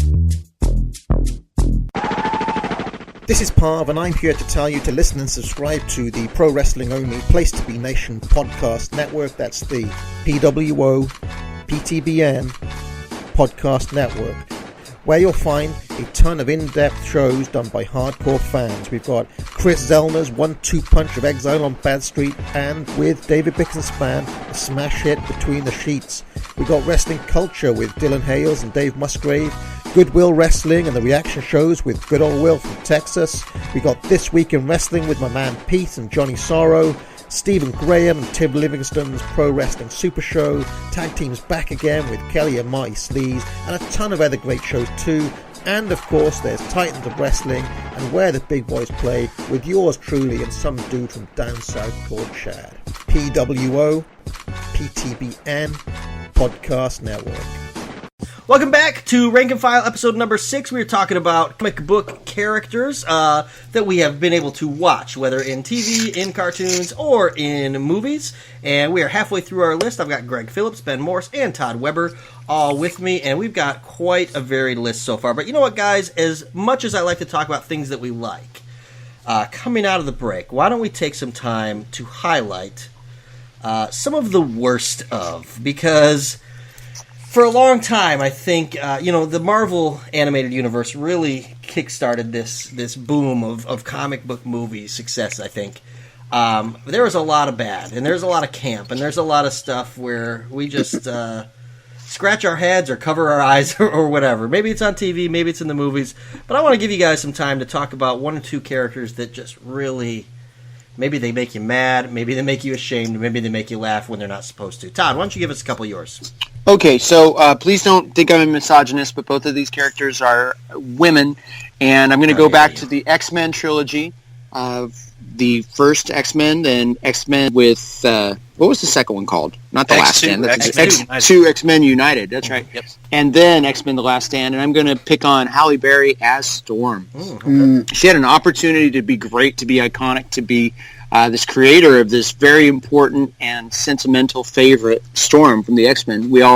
Many of us have read the X-Men going back to the mid-'70s of John Byrne, Chris Claremont, Dave Cockrum, and Storm was a very, very important character who changed and developed and grew a lot over those years. And Halle Berry brought nothing to her, to the character. She just was kind of there, kind of phoning it in. And you know how Joss Whedon did a rewrite of the original X-Men script, and he put some funny lines into it. One of the lines he put into it was do you know what happens when a toad gets struck by lightning? And her terrible delivery of it, the same thing that happens to everything else. Supposed to be her shrugging and saying, same thing that happens to everything else. And it would have been funny. It wouldn't have been terrible. And you just had, she was tone deaf. Supposedly playing this African princess, this amazingly strong character, and she's just kind of there. So, missed opportunity and a bad performance, and Catwoman wasn't much better. If maybe it was even worse because the movie had nothing going on for it. My other pick is Katie Cassidy as Black Canary. I love it. On Arrow, and Greg's known me for years, and he knows how much I've hated this character on Arrow. And with good cause. Yeah, she's terrible. She's so bad on her. She's bad in her acting, her delivery, her empathy, the way she doesn't seem to even fit with this team of badasses. You know, she's just kind of there doing these stunts, and she's not believable at all in this role, and they haven't really found the right thing. She's pretty. I will give her that. She's a good-looking girl, but you know, her laurel has not been an addition to that show. And honestly, she was totally outshined when they brought in Katie Lotz as her sister in season 2, and like we should have killed off that character, quite frankly, because they should have killed off Laurel a long time ago, and they didn't. So yeah, those are my picks. Yeah, you know, spoilers incoming if you're a little behind on Arrow, so you might want to pause or skip ahead a minute. But anytime a show ends with a death of a good guy and you celebrate, that kind of speaks. I may have been guilty of that. Yeah, same here. So was quite pleased with her ultimate demise, and unfortunately, I don't know that it is her ultimate demise. So, well, we assumed it was going to be her dad the whole season, and it wasn't. So that was like, what? Oh, come on! But I'm glad they did what they did, and let's hope it sticks. Please, let's hope it sticks. Sure. Ben, how about you, man? What's some of your bottom of the list? You know what? Just as you were talking up the Marvel animated shows from the 90s as being something that really, and for me personally, X-Men animated was definitely what fueled my interest in comics, and Spider-Man animated has a place in my heart as well. But once you get beyond that, there were some really bad cartoons from Marvel in the 90s, whether you're talking about Iron Man and Force Works, or Fantastic Four, or even the Incredible Hulk cartoon. There's some really, really bad stuff.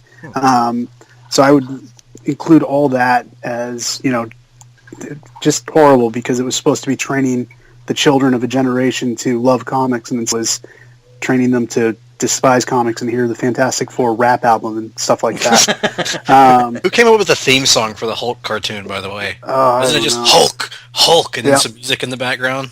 Yeah, I will say I did love the Fantastic Four theme song, the All for Four theme song. Ridiculous. I think I'll stick with that. Those are my picks for the worst, because I think I know where. I don't want to rob Greg of the chance to pick one from Smallville. Come on, Greg, don't leave us hanging. Okay, can I have 3? Yes. Are they all from Smallville? No, only one from Smallville. Okay. The one I'll go ahead and address the attractive elephant in the room, which is Kristen Kruk, or however you pronounce her name, Kristen, as Lana Lang on Smallville. Yeah. Lord have mercy. I loved her in the first half of season 1. Sure. I thought she was really cool. I bought into the love story and all that. And then over time, it became apparent that almost like Stephen Amell and Katie Cassidy, Tom Welling and Kristen, as I'll call her, Kruk, had no chemistry whatsoever. Like, anti-chemistry. Yeah. And then it became apparent that she didn't have chemistry with anybody else really either. Somewhat Rosenbaum, but and it's not that even that she was her acting was fine. I thought her acting was what it was. She just had the worst written character on the show. It was just completely unlikable to the point that by the midway through season 2, I wanted them to kill her off. Midway through season 3, I was like, okay, at least send her away on a vacation or something. Anything to get her off the show. Lana is a Witch is probably my least favorite Superman storyline of all time in any iteration. Just not good. Okay, that's one. Number 2 is another. Thank you for that. We appreciate it. Number 2 is another Superman-related character I've already mentioned, and that would be Kate Bosworth's abysmal performance in Superman Returns as Lois Lane. In my opinion, the worst performance in any superhero movie because it took everything. And I mean everything that I like about Lois, and threw it all out the window. Suddenly, she's an idiot who can't figure anything out. Damsel in Distress has always been a Lois Lane thing, but they do it in the comics in a much more clever way. In Superman Returns, she's just completely helpless. She's unlikable. I mean, completely unlikable, because all of a sudden she's decided that she doesn't like Superman anymore. So now she doesn't like him, doesn't like anybody around her really, changes her mind like 4 times during the course of the film, and her acting is just so dry, so wooden, so unbelievable. I think it is sub Blake Lively is how I would describe it. So horrible. And then my other one that I wanted to throw in here, and I'll grant that I wasn't the biggest fan of the movie around him anyway, easily the worst part of the Spider-Man reboot, the Amazing Spider-Man movies, was whoever the guy was that played Harry Osborn in Amazing Spider-Man 2. I don't even know his name. I can't be bothered to look it up. Another case of taking a character I love and completely stripping him of every piece of likability that was there. Douchifying him. Completely douchifying Harry. Because the whole idea of Harry Osborn is you have to believe that he and Peter have a connection on some level. There's no connection there at all. He's just an ass from the beginning to the end. And then, and when he finally turns, it's so unconvincing. It's like, it's just the worst. Just the worst. Yeah. I hated him. But, I am personally glad that movie, especially the sequel, bombed so badly, because it gave us what we have now. I'm sorry, Ben, this is going to sound like I'm plugging again. But, no, please. We have the unification of Spider-Man back into the Marvel Cinematic Universe, and that can only be a good thing. But we almost had Norman Osborn's head in a jar, apparently. So there's that. So yeah, and let's see. So we're going to have Michael Keaton as the Vulture, is what the latest rumor is. I'm not going to say that that's actually going to happen, but that's what I heard today. So we'll see. We'll see what happens with that. Cool. Well, maybe Kristen Kruk or Croc or whatever can redeem herself when we do the rank and file top video game character countdown, because she was Chun-Li in one of the Street Fighter movies as well. So I know, because I watched that movie. Oh, you're a lucky man. Oh my gosh. Good old Smallville, That's man. correct. Somebody saved me. It's a love-hate. That's interesting that the lyrics for Somebody Saved Me, because I think by season 4, that's what many of us viewers were saying. So, but hey, guys, why don't we get back into our list? And we're halfway through, so we're starting off with our number 5s. And Greg, why don't you go ahead and get things going with your number 5, man? Okay. In my lifetime of watching movies, probably I can count on. I'll admit I can count on 2 hands the number of times that I've actually cried at a movie theater, and 2 of those times were because of one man's portrayal of one character, and that is Michael Caine as Alfred in the Dark Knight trilogy. I know that it's not exactly in step with the animated series version or even the comics versions that we've seen in the past, but he's my favorite Alfred, and he's probably always going to be my favorite Alfred, because he added, and Alfred's a great character, it always has been, but he added an element of, I remember, it's funny, I remember on our blog of Doom, Kyle Morton, shout out Kyle if you're listening to this, he mentioned after watching The Dark Knight Rises that if Michael Caine cries, he cries. And that's kind of what it was for me, because the guy, I so bought into him as this father figure that try. He's also the comedic relief in the three movies for the most part. He added those moments of humor, but more importantly, he was that linchpin, that emotional center of this guy on a psychopathic mission that's going to get him killed, and he knows it's going to get him killed. All he wants to do is to protect his surrogate son, and his son won't listen to anything he says. He did such a wonderful job, and especially, I think he saved the best for last, because his performance in The Dark Knight Rises was out of this world great, and he was great in all three of them. But to me, it's a very like personal, emotional connection for me to a character that is very rare for me in movies. Great. And he's number 5, so that means your top 4 have got to be pretty strong performances. So, can't wait to hear what those are, guys. What do we think about Michael Caine as Alfred? Is he the definitive Alfred for you two? I don't know. Go ahead. No, I think he's to me he's probably the definitive Alfred to me. Just Uh-oh. I think we lost Ben for a second. We lost Ben, but sorry about that, guys. I'm there back. He is. He's okay. Back. Yeah, I think he would be the definitive Alfred to me in the sense that no one else left quite the mark that Michael Caine did. He was a very distinctive actor who, all the other Alfreds are basically just like, all right, is he British? Okay, he's Alfred. Is he British? Can he wear a suit? No, Michael Caine definitely brought something more to the role, so pick. Okay. Alfred may be the best part of the current Gotham series. Absolutely.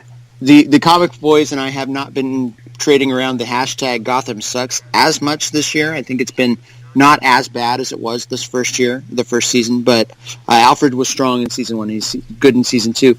Michael Caine as Alfred is pretty good in the trilogy, I agree, but I just didn't think of it as being a list-worthy performance, although in recollection he's pretty darn good. I agree.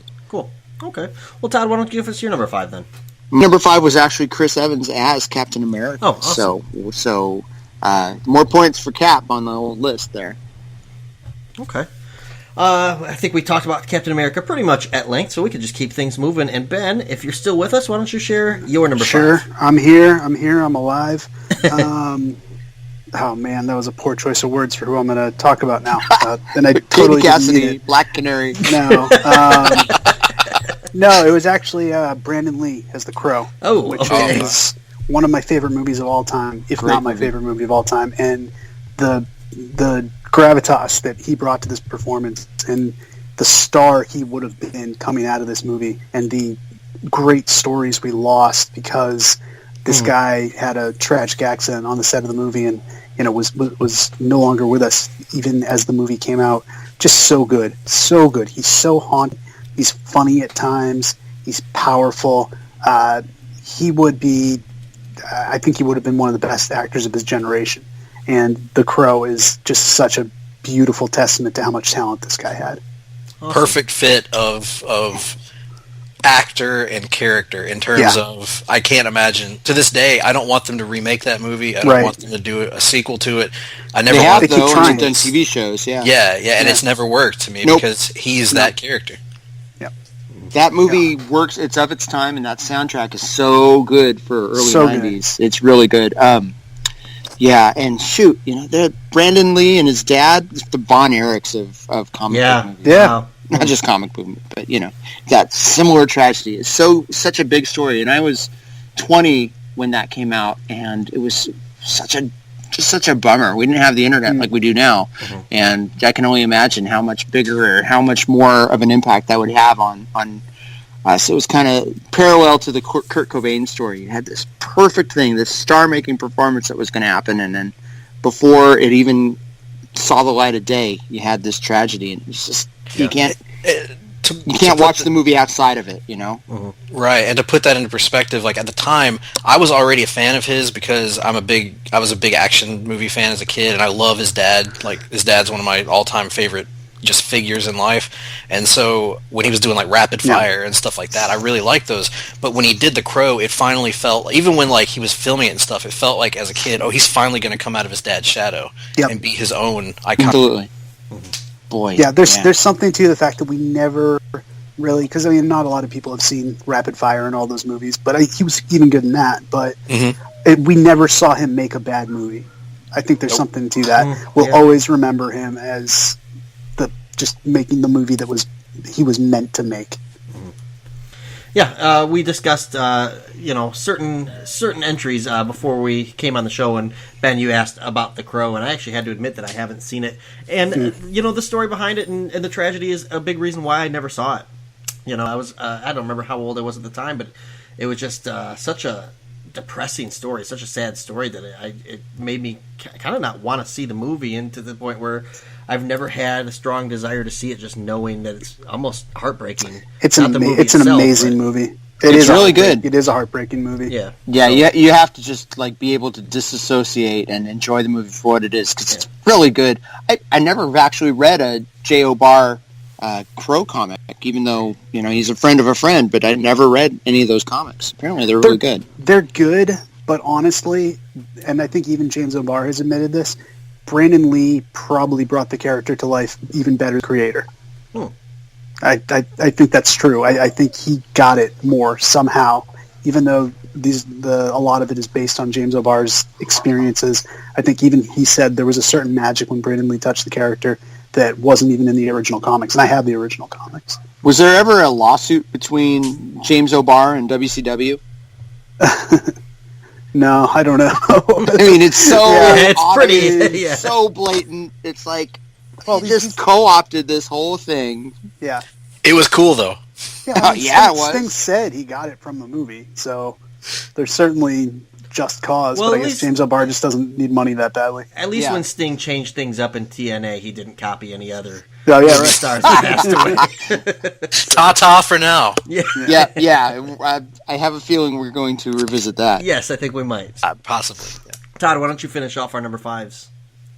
I'm going to say Chris Evans is Captain America yet again. I forgot that we had we just blew right by that one. Okay. Speaking Todd, of which, on give us your Apple's number 4. iTunes service, Apple iTunes just released Reb Brown as Captain America from 1979. Nice. For $9.99. If So you I want assume to that's see, your number 4, correct? No, boy, the 70s Marvel movies are something else, and they're not good. But my number 4, if we're going on to number 4, we go to 1989 when Todd Weber was in high school, and a certain character was about to make a big screen debut, or at least his non-serialized big screen debut, and that was the Batman as portrayed by Michael Keaton in Tim Burton's excellent film from 1989, which is very much of its time, but Michael Keaton was initially a big joke. It was supposedly going to be the ruining of this whole character, and it was, nobody knew what to expect, because we saw this guy who was in Mr. Mom and Beetlejuice, and he was goofy, and he's going to camp it up. Nobody knew exactly what to expect, because Tim Burton was the guy from Pee-wee's Big Adventure. But Keaton as Bruce Wayne / Batman was terrific, especially for the time. Nobody had any idea that he could pull off the physicality necessary, and he was good as both Batman and as Bruce Wayne. And he along with Jack Nicholson as a Joker, which is not aged as well, specifically because certain performances have eclipsed it. Mm-hmm. but at the time, it was everything. It was kind of the birth of a certain aspect of pop culture. A lot of things just went nuclear when the Batman hit. And Keaton as Bruce Wayne Batman was much, much better than anybody anticipated. And, he got validated by being a Best Actor winner in the Oscars a couple years ago. So I think a combination of great casting, ambitious, gutsy casting, and a really good performance, plus just everything about that, the set design, the costume design was really for the time. And the music, Danny Elfman and Prince did such a great job with that music that it's you can hear it now in your head, and it just created this timeless thing. Even though it feels very late 80s, early 90s, it's still with you. It still sticks around. Yeah. So great performance, and Michael Keaton, A1 job. Yeah. Terrific. Todd, you said you were high school. I was in elementary school, and that movie got a lot of my money. Not just from going to see it multiple times, but every toy, every figure, the cereal, the shirt, everything. I even bought like the Bob the Goon figure. You beat me to it. I was going to ask if you had Bob the Goon. I sure did. Yeah. With his giant blade, So, yeah. I had the Bat Dance 12-inch album, Wow. by Prince. I had the projectile Batmobile that came in the Happy Meals, because Yeah, and like you hit the top of it, and it would release the top part of the Batmobile. And, it was. That was the biggest. I still, to a degree, and maybe it's just my nostalgia remembering it, I feel like the release of that movie was even a bigger deal than the release of the current awesome movies that we're getting today. Like, it just felt like it was such a pop culture event. Like, that logo. It was huge. It was huge. Yeah. But yeah, and I'm surprised, though, Todd, that you didn't go with Robert Wuhl's character. The newspaper. Allie Knox, is that what his name was? Yeah, I believe so. Yeah. Yeah, what was his name on HBO? Arliss. Arliss. Yeah, boy. CW, briefly. Yeah. Yep. Feuded with Sting, the Crow. Yeah. I have a question to ask you guys. Mm-hmm. Have you ever danced with the devil under the pale moonlight? Twice, actually. Ask that of all my prey. I just like the sound of it. Yeah. Yeah, awesome character. You want to get crazy? So, Greg, Ben, are we going to hear about Michael Keaton's Batman anywhere on your list, or can we talk about him now? No, I'm not going to hear him anywhere else. But it was one I was toying around with. Sure. But it was one I was toying around with as far as which Batman I wanted to have on my list, and Keaton was definitely in the mix, but he did not only make it. Okay. So he's actually on yours. Okay, got it. I like. I'm not gonna not. He wouldn't be even in my top 3 or 4 Batman performances, but I still like him a lot. Like, I really liked his performance. And I love that movie. I still, even though, like Todd said, it's of its time, I still love it though. I watch it and I still don't I don't cringe. And I mean, there are a couple of scenes here and there maybe, but for the most part, I love it. I'm going to put you on the spot. Who's your number 3? I actually really liked Affleck in the Batman vs Superman movie. I did too. I enjoyed him a lot. He was the best part of that film. I'm not going to lie about that. But and I want to see more of that, and I hope he gets a fair shake in current future projects. But I'm still going to put Keaton because it could have been an absolute disaster, and he changed everything. At least for the Batman franchise. So important. That movie was so important, and I almost put Nicholson on my list too, but I didn't want to have Joker overload. Yep. Really good movie. Cool. Well, Greg, why don't you give us your number 4 then, man? And this is one that may cause, I don't know if this is divisive or not, I really don't know, but I really love Hugh Jackman as Wolverine, so he's my number 4. I'll say he's number 3 for me. So he's number 3 for me. Oh, all right. Oh, great. Awesome. I told you the back half of the list goes a lot quicker. So many times, and I was guilty of this when I was a kid, but I think we as comic fans get so wrapped up in the looks and who looks like a character that we forget that Michael Keaton doesn't look like Batman, and certainly Hugh Jackman doesn't look like the way that Wolverine was drawn for the most part when I was a kid. No. What he did is he created a version of Wolverine that is beyond iconic at this point. And the best compliment I can pay him, he is the best part of every one of the movies he's been in. Right. And those aren't all bad movies. No, X2 is one of my favorite movies ever, but and I love Days of Future Past. I love the Wolverine, the second Wolverine movie. Even the abomination that was X-Men Origins Wolverine. He was really good in it. Yeah, is he going on 7 or is he going to be in Apocalypse at all? I don't think so. If he's not, then he's holding at 7. 7 still appearances as Wolverine. That's crazy. That's what does it for me too. Is just the longevity and the hours he's put in to making this character. And the crazy thing is, he wasn't even the first choice to play Wolverine back in the day. The first choice was an actor named Doug Ray Scott, who was in the Mission Impossible movies, and he ended up having a time conflict and chose Mission Impossible over X-Men. Wow. And that's how we got Hugh Jackman, the backup, playing Wolverine. And now you could never imagine anyone playing Wolverine. And just how long he's played Wolverine too. His age, him walking away, or when he does choose to walk away, it's going to be a sad day. He still goes crazy training and gets in great shape and just looks like Wolverine and acts like Wolverine, and just his talents are so beyond just playing Wolverine. But the fact that he still comes back and plays Wolverine for us is kind of a nice deal. Yeah, he doesn't put himself above the character. He goes out, he promotes he easily it. Could. He could. He's done great stuff since. Yep. But such a good actor, and you can't imagine the last 16 years of Wolverine comics or X-Men comics without Hugh Jackman's involvement in the cinematic universe, in the X-Men cinematic universe. Great work by him. The only complaint I had at the time was, he's not short. Wolverine's 5'2", and that's always been a big deal. And that, he has that short man's complex. But you kind of get over it because he's put himself into the role, and especially X2 and Wolverine, the second Wolverine movie. So good. Just action-wise and story-wise, he is Logan, he's James Howlett, he's so good. He took the Wolverine that I read when I was a kid, the Chris Claremont Wolverine, and brought him, like, when I see him, that's who I see. Like, he believes that he's that, and I believe that he's that. Yeah, he is truly the Wolverine from Chris Claremont, Frank Miller series. I mean, it's been awesome to see, and they're going to miss him. I hope he gets a chance to do Old Man Logan. That's what I'm going to say. That'd be great. Yeah. I'm a big fan. I think you guys covered most of it. The only thing I'll add is he really punched Dolph Ziggler good that one time on Raw. He really landed a good shot. So, excellent choice, and he flies to the top of our list right now, but I think we'll see if he holds there or not. So that's Greg's number 4 and Ben and Todd's number 3. So let's go. Does anybody else have a 4?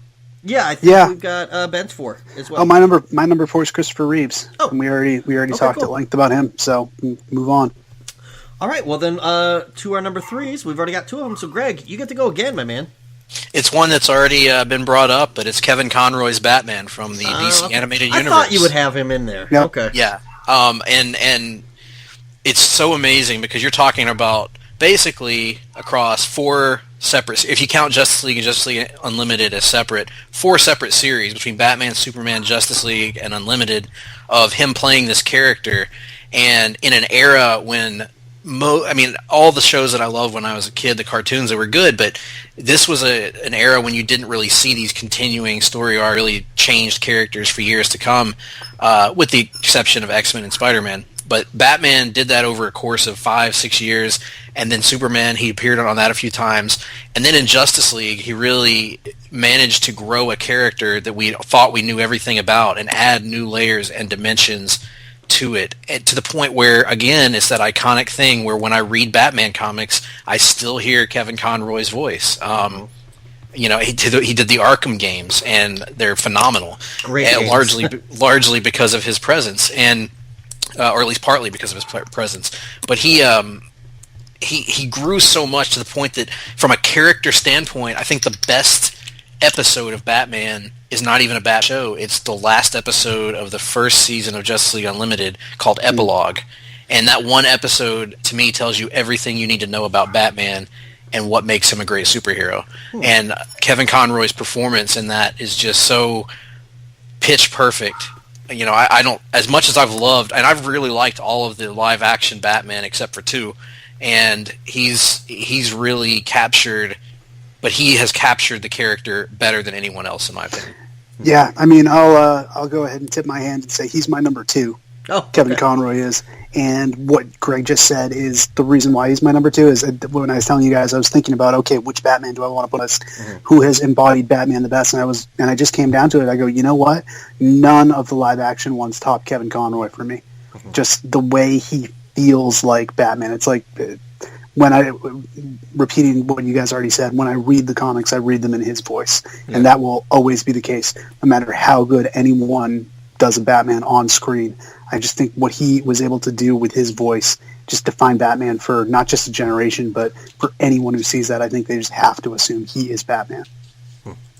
Yeah, well said. Todd, what do you think about? Oh, you shared him. He was your. I did. I 10, feel correct? Yeah, he obviously could be a little bit higher, but I felt like how Keaton transformed the role from before Michael Keaton as Batman to after Michael Keaton as Batman was maybe a little more important. But Kevin Conroy, certainly, if I read a comic, I definitely, like, if you go back and read, say, Batman Year One, I can't read that in anything but his voice. Even though he didn't do the actual movie of Year One, it's still just, everything is written as though Kevin Conroy as Batman is reading it. And another guy who's classically handsome in the Boris Zukov mold. If you ever see him at a con, he's a strange-looking dude, my friend. Well, there's a reason he's animated.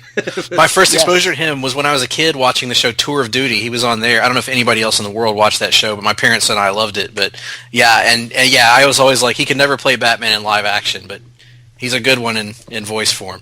I don't think he could even play Clayface in live action. Maybe Man Bat, maybe.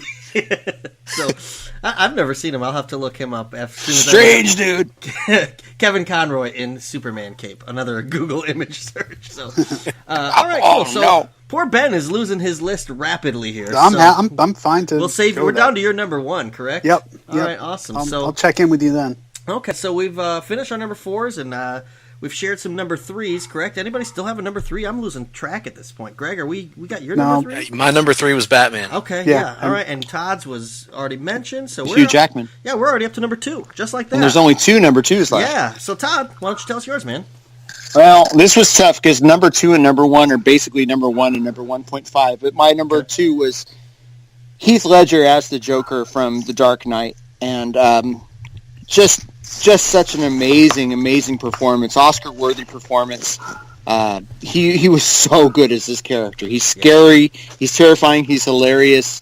And again, another one of those things where somebody said, Heath Ledger, yeah, right, that pretty boy. I was one of them. Mm-hmm. That I know, everybody's skeptical, I was skeptical of Affleck, and I think he's done a nice job too. But Heath Ledger as the Joker knocked it out of the park. He created a modern Joker. He created an anarchist Joker that was terrifying and unpredictable, and just owned it in a way that maybe no actor other than say maybe Johnny Depp could have done. But Heath Ledger was so energetic as a role. He was so good as the Joker, and The Dark Knight is maybe the best. I mean, we've done rankings before in other forums of best comic book movies, and Heath Ledger's performance in The Dark Knight is so good that it knocks it up to the top almost every time. And I think, he's so good. He's so funny. He's so magnetic. You can't help but just whoa, he's so cool. Which is a part of the directing of Christopher Nolan, but Ledger's performance is legendary, and it's maybe even more legendary because he passed away before the movie came out, right? So, like Brandon Lee. Another Brandon Lee situation where he was always. I mean, Heath was always a good actor, but he found a role that he just. You want to talk about redefine? We've said that many times. These words: iconic, redefining. Change the way I view the character. That completely from. I want to hold off on him, I guess, because he. He comes up a little bit later in my list, but not a whole lot later. Later. But, you look at it, and even though I'll read a Joker comic or a Batman comic with Joker, and it's not really, I don't necessarily see Heath Ledger, what he's doing in that movie is pure Joker. It's pure crazy. It's so cool that he was able to take something that on screen had been done very well by Jack Nicholson and, killed it. We think of Jack Nicholson's performance as hammy and kind of a joke at this point. Because Ledger was great. He was outstanding. At least I almost think of some of the comic iterations of the Joker as hammy and a joke because of how great Ledger was. I think he's a character that's good enough that you can see him a lot of different ways. You can see him the Mark Hamill way. You can see him even the Cesar Romero way. But this one was the most fun to see on screen. And boy, he was so in this film. Yeah. And just a billion stars. I gotta say, I feel a little bad because I don't think he's your number 1, is he? He's not even on your list. Yeah. He's not even on my list. I think I know what Ben's number 1 is going to be. That's going to skew I know it's going to skew the overall lists. Yeah, I think you and I have the same number 1 though, just because it's a big deal. It's a big deal, but Heath Ledger, despite not making my list, it doesn't mean I didn't think about him. Did an incredible job.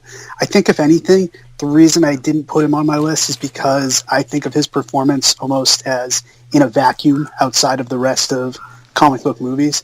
It was just such a tour de force in terms of being an artistic piece, and there's a reason he's the only superhero actor who's ever won an Oscar. I agree with that. That's not by accident. So I guess I think of him as being in a whole separate category that I didn't even put him on my list. Yeah, I think he kind of gets in the same way like how Christopher Reeves is for Superman. You feel bad for anyone who's ever going to have to attempt the role afterwards. Oh God, yeah. Because I don't think Henry Cavill's bad as Superman. He's just never. He'll never be not Christopher Reeve, and he's never going to be. And Jared Leto coming up in Suicide Squad. He can't be Heath Ledger. He's not going to be Heath Ledger. And I think if he tries to be, he's going to fall flat on his face. He's got to try and find. As Todd just mentioned, there's a lot of different ways to do the Joker, and he's got to find his own way. You got to find your own way to do it. Yeah, you really do have to do that. And the other thing I think that the role played is I don't know that we can question casting choices anymore because there was such outrage over him. Yeah. You know, and it's funny to me how much outrage there was over Affleck. And to me, it's like, do you people remember how furious we were when Heath Ledger was cast to play the Joker and how wrong we ended up being? So I think he's kind of shown that we've got to let it play out and give it a chance. If you search the Place to Be Nation archives, somebody named Todd Weber wrote a really nice article about the very same thing we're talking about. Yeah. Well, calm down, nerds. Ben Affleck is going to be just fine as Batman, and I used the examples of Michael Keaton and Heath Ledger in that article. So I was in college at the time, and when the announcement was made, I was so let down, and I was so bummed out. Even when the first image, the viral images were released of him in the purple jacket, I was like, okay, that's kind of cool, but I don't know. I still don't. I mean, it's the guy from 10 Things I Hate About You. 10 Things I Hate About You. Yeah. I was thinking about the Night movie. What's the name of that? Oh, Knight's Tale. Yeah. Knight's Tale, which is a good movie, but I was like, I just can't buy him as the Ball Joker. with the daub, a dang, dicky dicky. Yeah, exactly. And then I saw the movie. At an early screening, and I left the theater, and I said that was pretty much the greatest performance I've ever seen in a comic book. It owns the movie, and Christian Bale is really good. Yeah. Yeah. Oh, and you know what? So is Aaron Eckhart. So is the guy, who plays Two-Face, and he just totally overshadowed. Yeah. Yeah, it's great. I knew that would be pretty high on our list. And in a way, I'm kind of glad that it didn't just kind of get a unanimous thing. Ben, I'm glad you went against the grain there to kind of shake Not things me, up. man. Screw you, Ben. So, all right. So, man, we are revealing all kinds of things. So let me just catch up. Todd, we've got your number 1 to go, correct? Yes. Okay. Ben, we've got your number 1. Right. And Greg, we got 2 and 1 for you, correct? Yes. All right, so and Greg. I'll go ahead and give my number 2 because it's the same as their number 1. Okay. In all likelihood, unless there's a shocking upset here. I think I know what it is, too.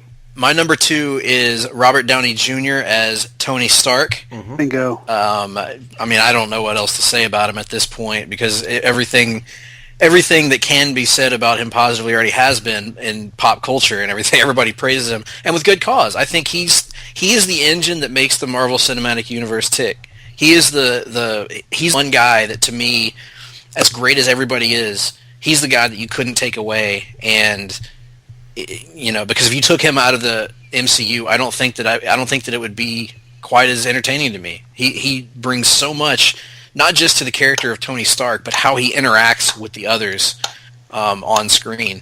He took a character, as you can now hear the dulcet tones. Slow clap. So did I. I did too. Slow clap. I was like, am I really getting a slow clap for Oh, Todd. But Sorry. I couldn't resist. When I was a kid, reading comics, and I did read Iron Man comics when I was a kid, but I thought he was the lamest character. I don't know why I have. Iron Man was never as cool as Robert Downey 90s Jr. Iron Man especially. The word, Yeah. like you read them, you literally. It's my critique of a lot of comics, especially from when I was a kid. You could take any other character and put him in Tony Stark's position in those comics, and the dialogue would be the exact same. Like any superhero generic character could have been in those books. And Robert Downey Jr., when that movie first came out, I was like, an Iron Man movie? Really? No buys. No buys. And then I went and saw it, and Robert Downey Jr. made Tony Stark the coolest MFer in the freaking world. Yep. To the point, like, I honestly feel like, and Ben can probably speak more to this than I can, but I feel like comic iterations of Tony Stark drastically changed because of Robert Downey Jr. and the way that he breathed life into this character that to me had seemed lame for so long. 100%. I mean, just to set the stage for me, I started working at Marvel in 2007. Iron Man came out in 2008. So I was very, very, very heavily invested in, can this guy has a track record of sometimes showing up and sometimes not being there at all for movies, can he be the franchise character of what we hope is a much bigger thing? And there's no question that Downey Jr.'s performance in Iron Man it's not just a great performance, it's a cultural game changer. It made superhero movies not just a fun thing for you to go out and do, it made them like event you needed to be there. You needed to see Robert Downey Jr. as Iron Man, and you needed to see whoever else would be added to that universe. And then the tone of voice he created that every other Marvel movie has been written in. I mean, you go something as far askew as Guardians of the Galaxy succeeding basically because at the heart of it, there is something of the wit that Robert Downey Jr. brought to Iron Man that is present in every Marvel movie, and that's just as much him, I think, as it is anyone behind the scenes. And, and the most impressive thing also, I was talking to my wife before we went on this podcast, and she reminded me that the coolest thing about Iron Man is that half the movie is just him talking to himself. It's whether he's in the desert, whether he's talking to his robots. It's a great movie because it's Robert Downey Jr. acting to himself. Yeah. The other people are, the other members of the cast, but they're secondary. They don't even. There's the sheer joy of just watching him say lines with no one responding to him. We don't get that from any other superhero movie. He was especially great at that. I thought in Iron Man 3 there were a lot of great scenes that were literally just him sitting there talking to himself, and it was so good. He excels at it, and it's amazing. Yeah, the Iron Man solo films are carried by him. There hasn't been to me a truly compelling villain in any of those. Although Jeff Bridges was fine, he was serviceable. Guy Pearce was fine, but it's Robert Downey Jr. being Tony Stark, saying the things under his breath, talking to Jarvis, talking to Gwyneth Pepper Potts, talking to Hogan, Jon Favreau. RDJ as the linchpin of the Marvel Cinematic Universe is a very, very, not just culturally important, but a cinematically important thing, because you have this guy who, if it was a so-so movie, at least it was just Iron Man, right? At least, it could have failed, but it worked spectacularly, made tons of money, and we were able to build this awesome, unprecedented movie franchise based on this one performance of Downey Jr. as Iron Man. And, all this capital came into Marvel, all this money came into Marvel because of the Marvel Cinematic Universe, and Disney bought Marvel after. When did Marvel get bought by Disney? Disney bought Marvel in 2009. Okay, so right after. Immediately after Marvel made all this money, Disney bought it. If Disney had not succeeded with Marvel, would they have been able to buy Lucasfilm? I don't know. It's one of those great what ifs. So this one performance is like this linchpin that you take it away. If you had cast somebody mediocre as Iron Man, could this have all have happened? Could you have had the success that you've had in the Marvel Cinematic Universe and Disney movies in general since 2008, 2009? I don't know. And the thing is, even if they could have the success, I don't think there's any way they could have had more success. I have a fun story that I think speaks to, Todd mentioned, the cultural shift that it had. It came out in 2008, correct, Iron Man? Yep. The summer of 2007, I was actually, with my church, I was working with my... with the teenagers. I was like the youth leader, and we went to a summer camp, and at the summer camp they assigned all the groups, they put us in groups, and each group had a team, and we were represented by superheroes, and there was a Batman team, and a Superman team, and a Spider-Man team, and the fourth team was Iron Man, and you'd get like spirit points, stuff like that, just to get people excited, and the spirit points were like dressing up like the character, signs, memorabilia and stuff, and Team Iron Man protested because one of the guys wrote a rap song called "Iron Man Ain't Got Jack," because they went to the Walmart, they went to Target, they went everywhere, and you couldn't find an Iron Man thing anywhere. And this is 1 year before Man hit. And now go to Target, go to Kmart, go to Walmart, go anywhere, and try to find a place that doesn't have Iron Man something. He's everywhere, and he's become a face just like any other character in the Marvel universe or in anyone in the comics universe. Like that movie. I think more than the comics made Iron Man a star. Yeah, absolutely. And I think that his performance is probably 75% to do with it. I think, and it's a good movie regardless, but it's his performance that makes it a great movie. That makes it, being in the same breath. That same summer was The Dark Knight, so you have back to back. In our opinion, at least in mine and Todd's opinion, the two most iconic performances ever in comic book movies within 2-3 months of each other, and he took Iron Man to a level that he's on the same par as the Joker and Batman and Wolverine and Spider-Man and all these other characters, or even above them in some ways. So, great job. Yeah. So, Tony Stark, Iron Man, Robert Downey Jr., well-deserved. A lot of points getting raked in there. So, Ben, I did think that was your number one. You mentioned a little hint earlier that we were going to talk about Robert Downey Jr., and as I kept crossing names off your list, I'm like, well, he's got to be here somewhere. So, no. Couldn't be anywhere but number one. Yeah, and I totally understand that. So, all that leaves is Greg's number one, and Greg, I think we talked about him just a few minutes ago. I know who it is! That's correct. It's Kevin Spacey's Lex Luthor from Superman. No, actually, I am going with Heath Ledger's the Joker, of course, and to me, I think you guys, Ben kind of pointed it out, it almost transcends the genre of superhero movies. Like, it's up there with the, not just best superhero performance, it's up there with the best performances I've ever seen in a movie. And that's, I actually just watched the movie a couple weeks ago, and it is just, it's like watching a maestro at work. Like, it's incredible. And not the maestro from WCW, by the way, but and the way that the character is written is very great, but his performance, the way that he plays a Joker that is actually scary, that is terrifying, and that is funny as all get out. The scene where he's leaving the hospital in the nurse gown and yet get the button to work on the bomb, I mean, that's hilarious. The whole scene where he's at Harvey Dent's bedside, even though he's trying to talk him into, Breaking Bad, so to speak, he's just hilarious the whole time. But at the end of the day, you're terrified because this dude's playing everybody around him for fools. It just great performance. It's a shame that he passed away, because I would have loved to have seen just one last scene even of him in the next movie, interacting with Bale's Batman again. It would have been such a great callback, but just wasn't meant to be. Yeah. I mean, I think everything you said, and the thing you mentioned is that he's legitimately scary. And I think that's really, really well done, to the point where, I have two boys, and I, as a dad, I just can't help but equate how my kids see things. And I have not yet watched that. I haven't let my boys watch The Dark Knight yet, because I think they'll be afraid. But at the same time, I can't wait until they can watch it. You know what I mean? Like, I still think they're not quite there yet. I think if I let them watch it, they're going to be sleeping in my bed that night. But man, I can't wait, because it's so good. So, Dad, this is lame. He's much better on Beware the Batman.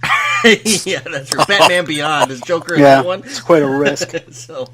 But all right, guys. Hey, that finishes off our list. And while we were doing that, I've been tallying up some points. So I've got our official top 10. But before I do that, I kept a couple other lists going, so I thought this was interesting. We listed 20 characters total tonight, and here's how it broke down. We listed 12 movie characters, 6 TV characters, and 2 animated characters. And Greg, I gotta say, I really thought Mark Hamill's Joker would be pretty high on your list. I don't know why I just assumed that. He was on my original rough draft list, and I took him out because I didn't want to have repeat characters. I didn't want to throw all the love to one. Sure. To one show, because if I was, other than the top 2, if I was doing this list, I would have a lot more animated characters on it, but I didn't want them all to be from the DCAU, right? And I didn't want to have 2 Wolverines and stuff like that. But gotcha. But cool. Yeah, he was great. If anyone listening is interested in seeing a live version of Mark Hamill, you can watch The Trickster on The Flash, because it's pretty much the same. It's pretty much the same dude. Yeah. So, but yeah, 12 movie characters, 6 TV, 2 animated, 13 good guys, 7 bad guys. So almost even out there. But here's our official top 10, guys. Are you ready for the unveiling of our official rank and file lists?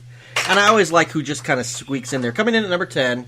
Alfred, Michael Caine's Alfred, coming in at number 10. He made Greg cry, and that's just when he took my lunch away one time. Yeah, exactly. So number 9 is The Crow. They both had 6 points, by the way. Number 8 and number 7 tied with 7 points overall. Michael Keaton's Batman, and Grant Gustin as the Flash, which I think is kind of cool that he made our final list. Big fan of his. Coming in at number 6 is Captain America with an even 10 points, a perfect 10. He's no Ty Dillinger. Number 5 is Christopher Reeve's Superman with 11 points. I actually thought he might finish a little higher than he did, but looking at who's ahead of him, I can see it because number 4 was the animated Batman with 18 points, and I don't even want to call him just the cartoon Batman because he's the video games and so many other things. Just the Arkham games alone, I would probably rank him. But 18 points. Number 3, Heath Ledger as the Joker, 19 points. Number 2, Hugh Jackman as Wolverine, 23 points. And number 1, near perfect score. I almost said Tony Stark as Iron Man. Robert Downey Jr. as Iron Man with 29 out of a possible 30 points. So there you have it. Guys, this was a lot of fun, and I really enjoyed doing this. So thank Jordan Doug. Thank you. Yeah. Thanks for having us on, Jordan. Yeah, no Who's problem. the highest ever vote getter for Rank and File? We did have a perfect 30. Todd, on the first time you were on, when we talked about Royal Rumble runs, Ric Flair got all the number ones. Woo! So, yeah. With a tear in my eye. That's I right. recall This is that the podcast. greatest list of my life. You know, it's funny. He doesn't have to say with a tear in his eye anymore because there is a perpetual There's tear always in Ric perpetual. Flair's eye. His eyes are just blurry. Have you guys seen the Daniel Bryan special on the network? Not yet. There's a moment when Daniel, the night of he's announcing retirement, he's talking to Rick backstage, and Rick's like, "Oh man, are you having a hard time with it?" And he's like, "I mean, I'm all right now." Rick, he goes, "I'll tell you, I cried when I retired," and I thought, Rick, you've cried every day since then. You haven't stopped crying. So That guy, when Ric Flair put himself over at Sting's retirement, I got so man. mad. Like, yeah, I think he had intentions to go further and deeper on Sting, but so to speak. But he ended up talking about himself and his daughter and getting himself more over. Yeah, And- he talked more about Ricky Steamboat than he did about Sting. And poor Sting, you know. But yeah, I think maybe he had intentions to work a slow burn on that promo and go into Sting's history and Sting's, you know, we're talking wrestling here, comics fans, but but Sting, who when he was in TNA had a short-lived character based on Heath Ledger's Joker, and a long-lived character based on the Crow. J.O.R.'s the there you Crow. go. So yeah. Oh, Ric Flair. Anyway, cool. Good to know that Robert Downey Jr. is second only to the Nature Boys' performance in the 1992 Royal Rumble. Yeah, they're both high-flying, limousine riding, jet flying, flying, kiss stealing, high flying. Kiss stealing. Yeah, Ric Flair, the high flyer. Sons of a Yeah, gun. Flair is not a high flying. Yeah. Space I Mountain jumped is at the Jim oldest ride Brunzell in and the Ric park. Flair. Yeah, spoiler alert for anyone who has not seen Civil War yet. Tony Stark does climb to the top rope, and Captain America slams him. So, Yeah, spoiler alert for any Ric Flair going to make that move. well, there is a couple times. That'll be next Those month's rare Rank and File. times. Top 10 The Ric top Flair, 10 moments Ric Flair actually landed a move off the top rope. Yeah, Both there you times go. when he was a face. I don't Just think we saying. could actually fill a list of 10, to be honest. So, but guys, it's been fun. I enjoyed talking about comics and superheroes with you. I'm sure we'll get back to wrestling somewhere down the line on Rank and File, but it won't be next month because Ben Morse's wife is going to join me and a couple others. We're going to talk about Seinfeld and why it's so much better than Oh my Smallville. god. Top 10 pedicures, baby. Yeah, Ben will be off at the spa that night. So. Yeah. Works for me. But until next time, we hope that you enjoy this list, and maybe it'll rekindle some memories. Go watch some movies, go watch some TV. You don't only got to watch wrestling. There's a lot of cool stuff out there. And you know what? If you can get through the Lana, watch some Smallville. It's not as bad as you might think. Guys, thanks for coming on. Thanks for listening. Have a good one.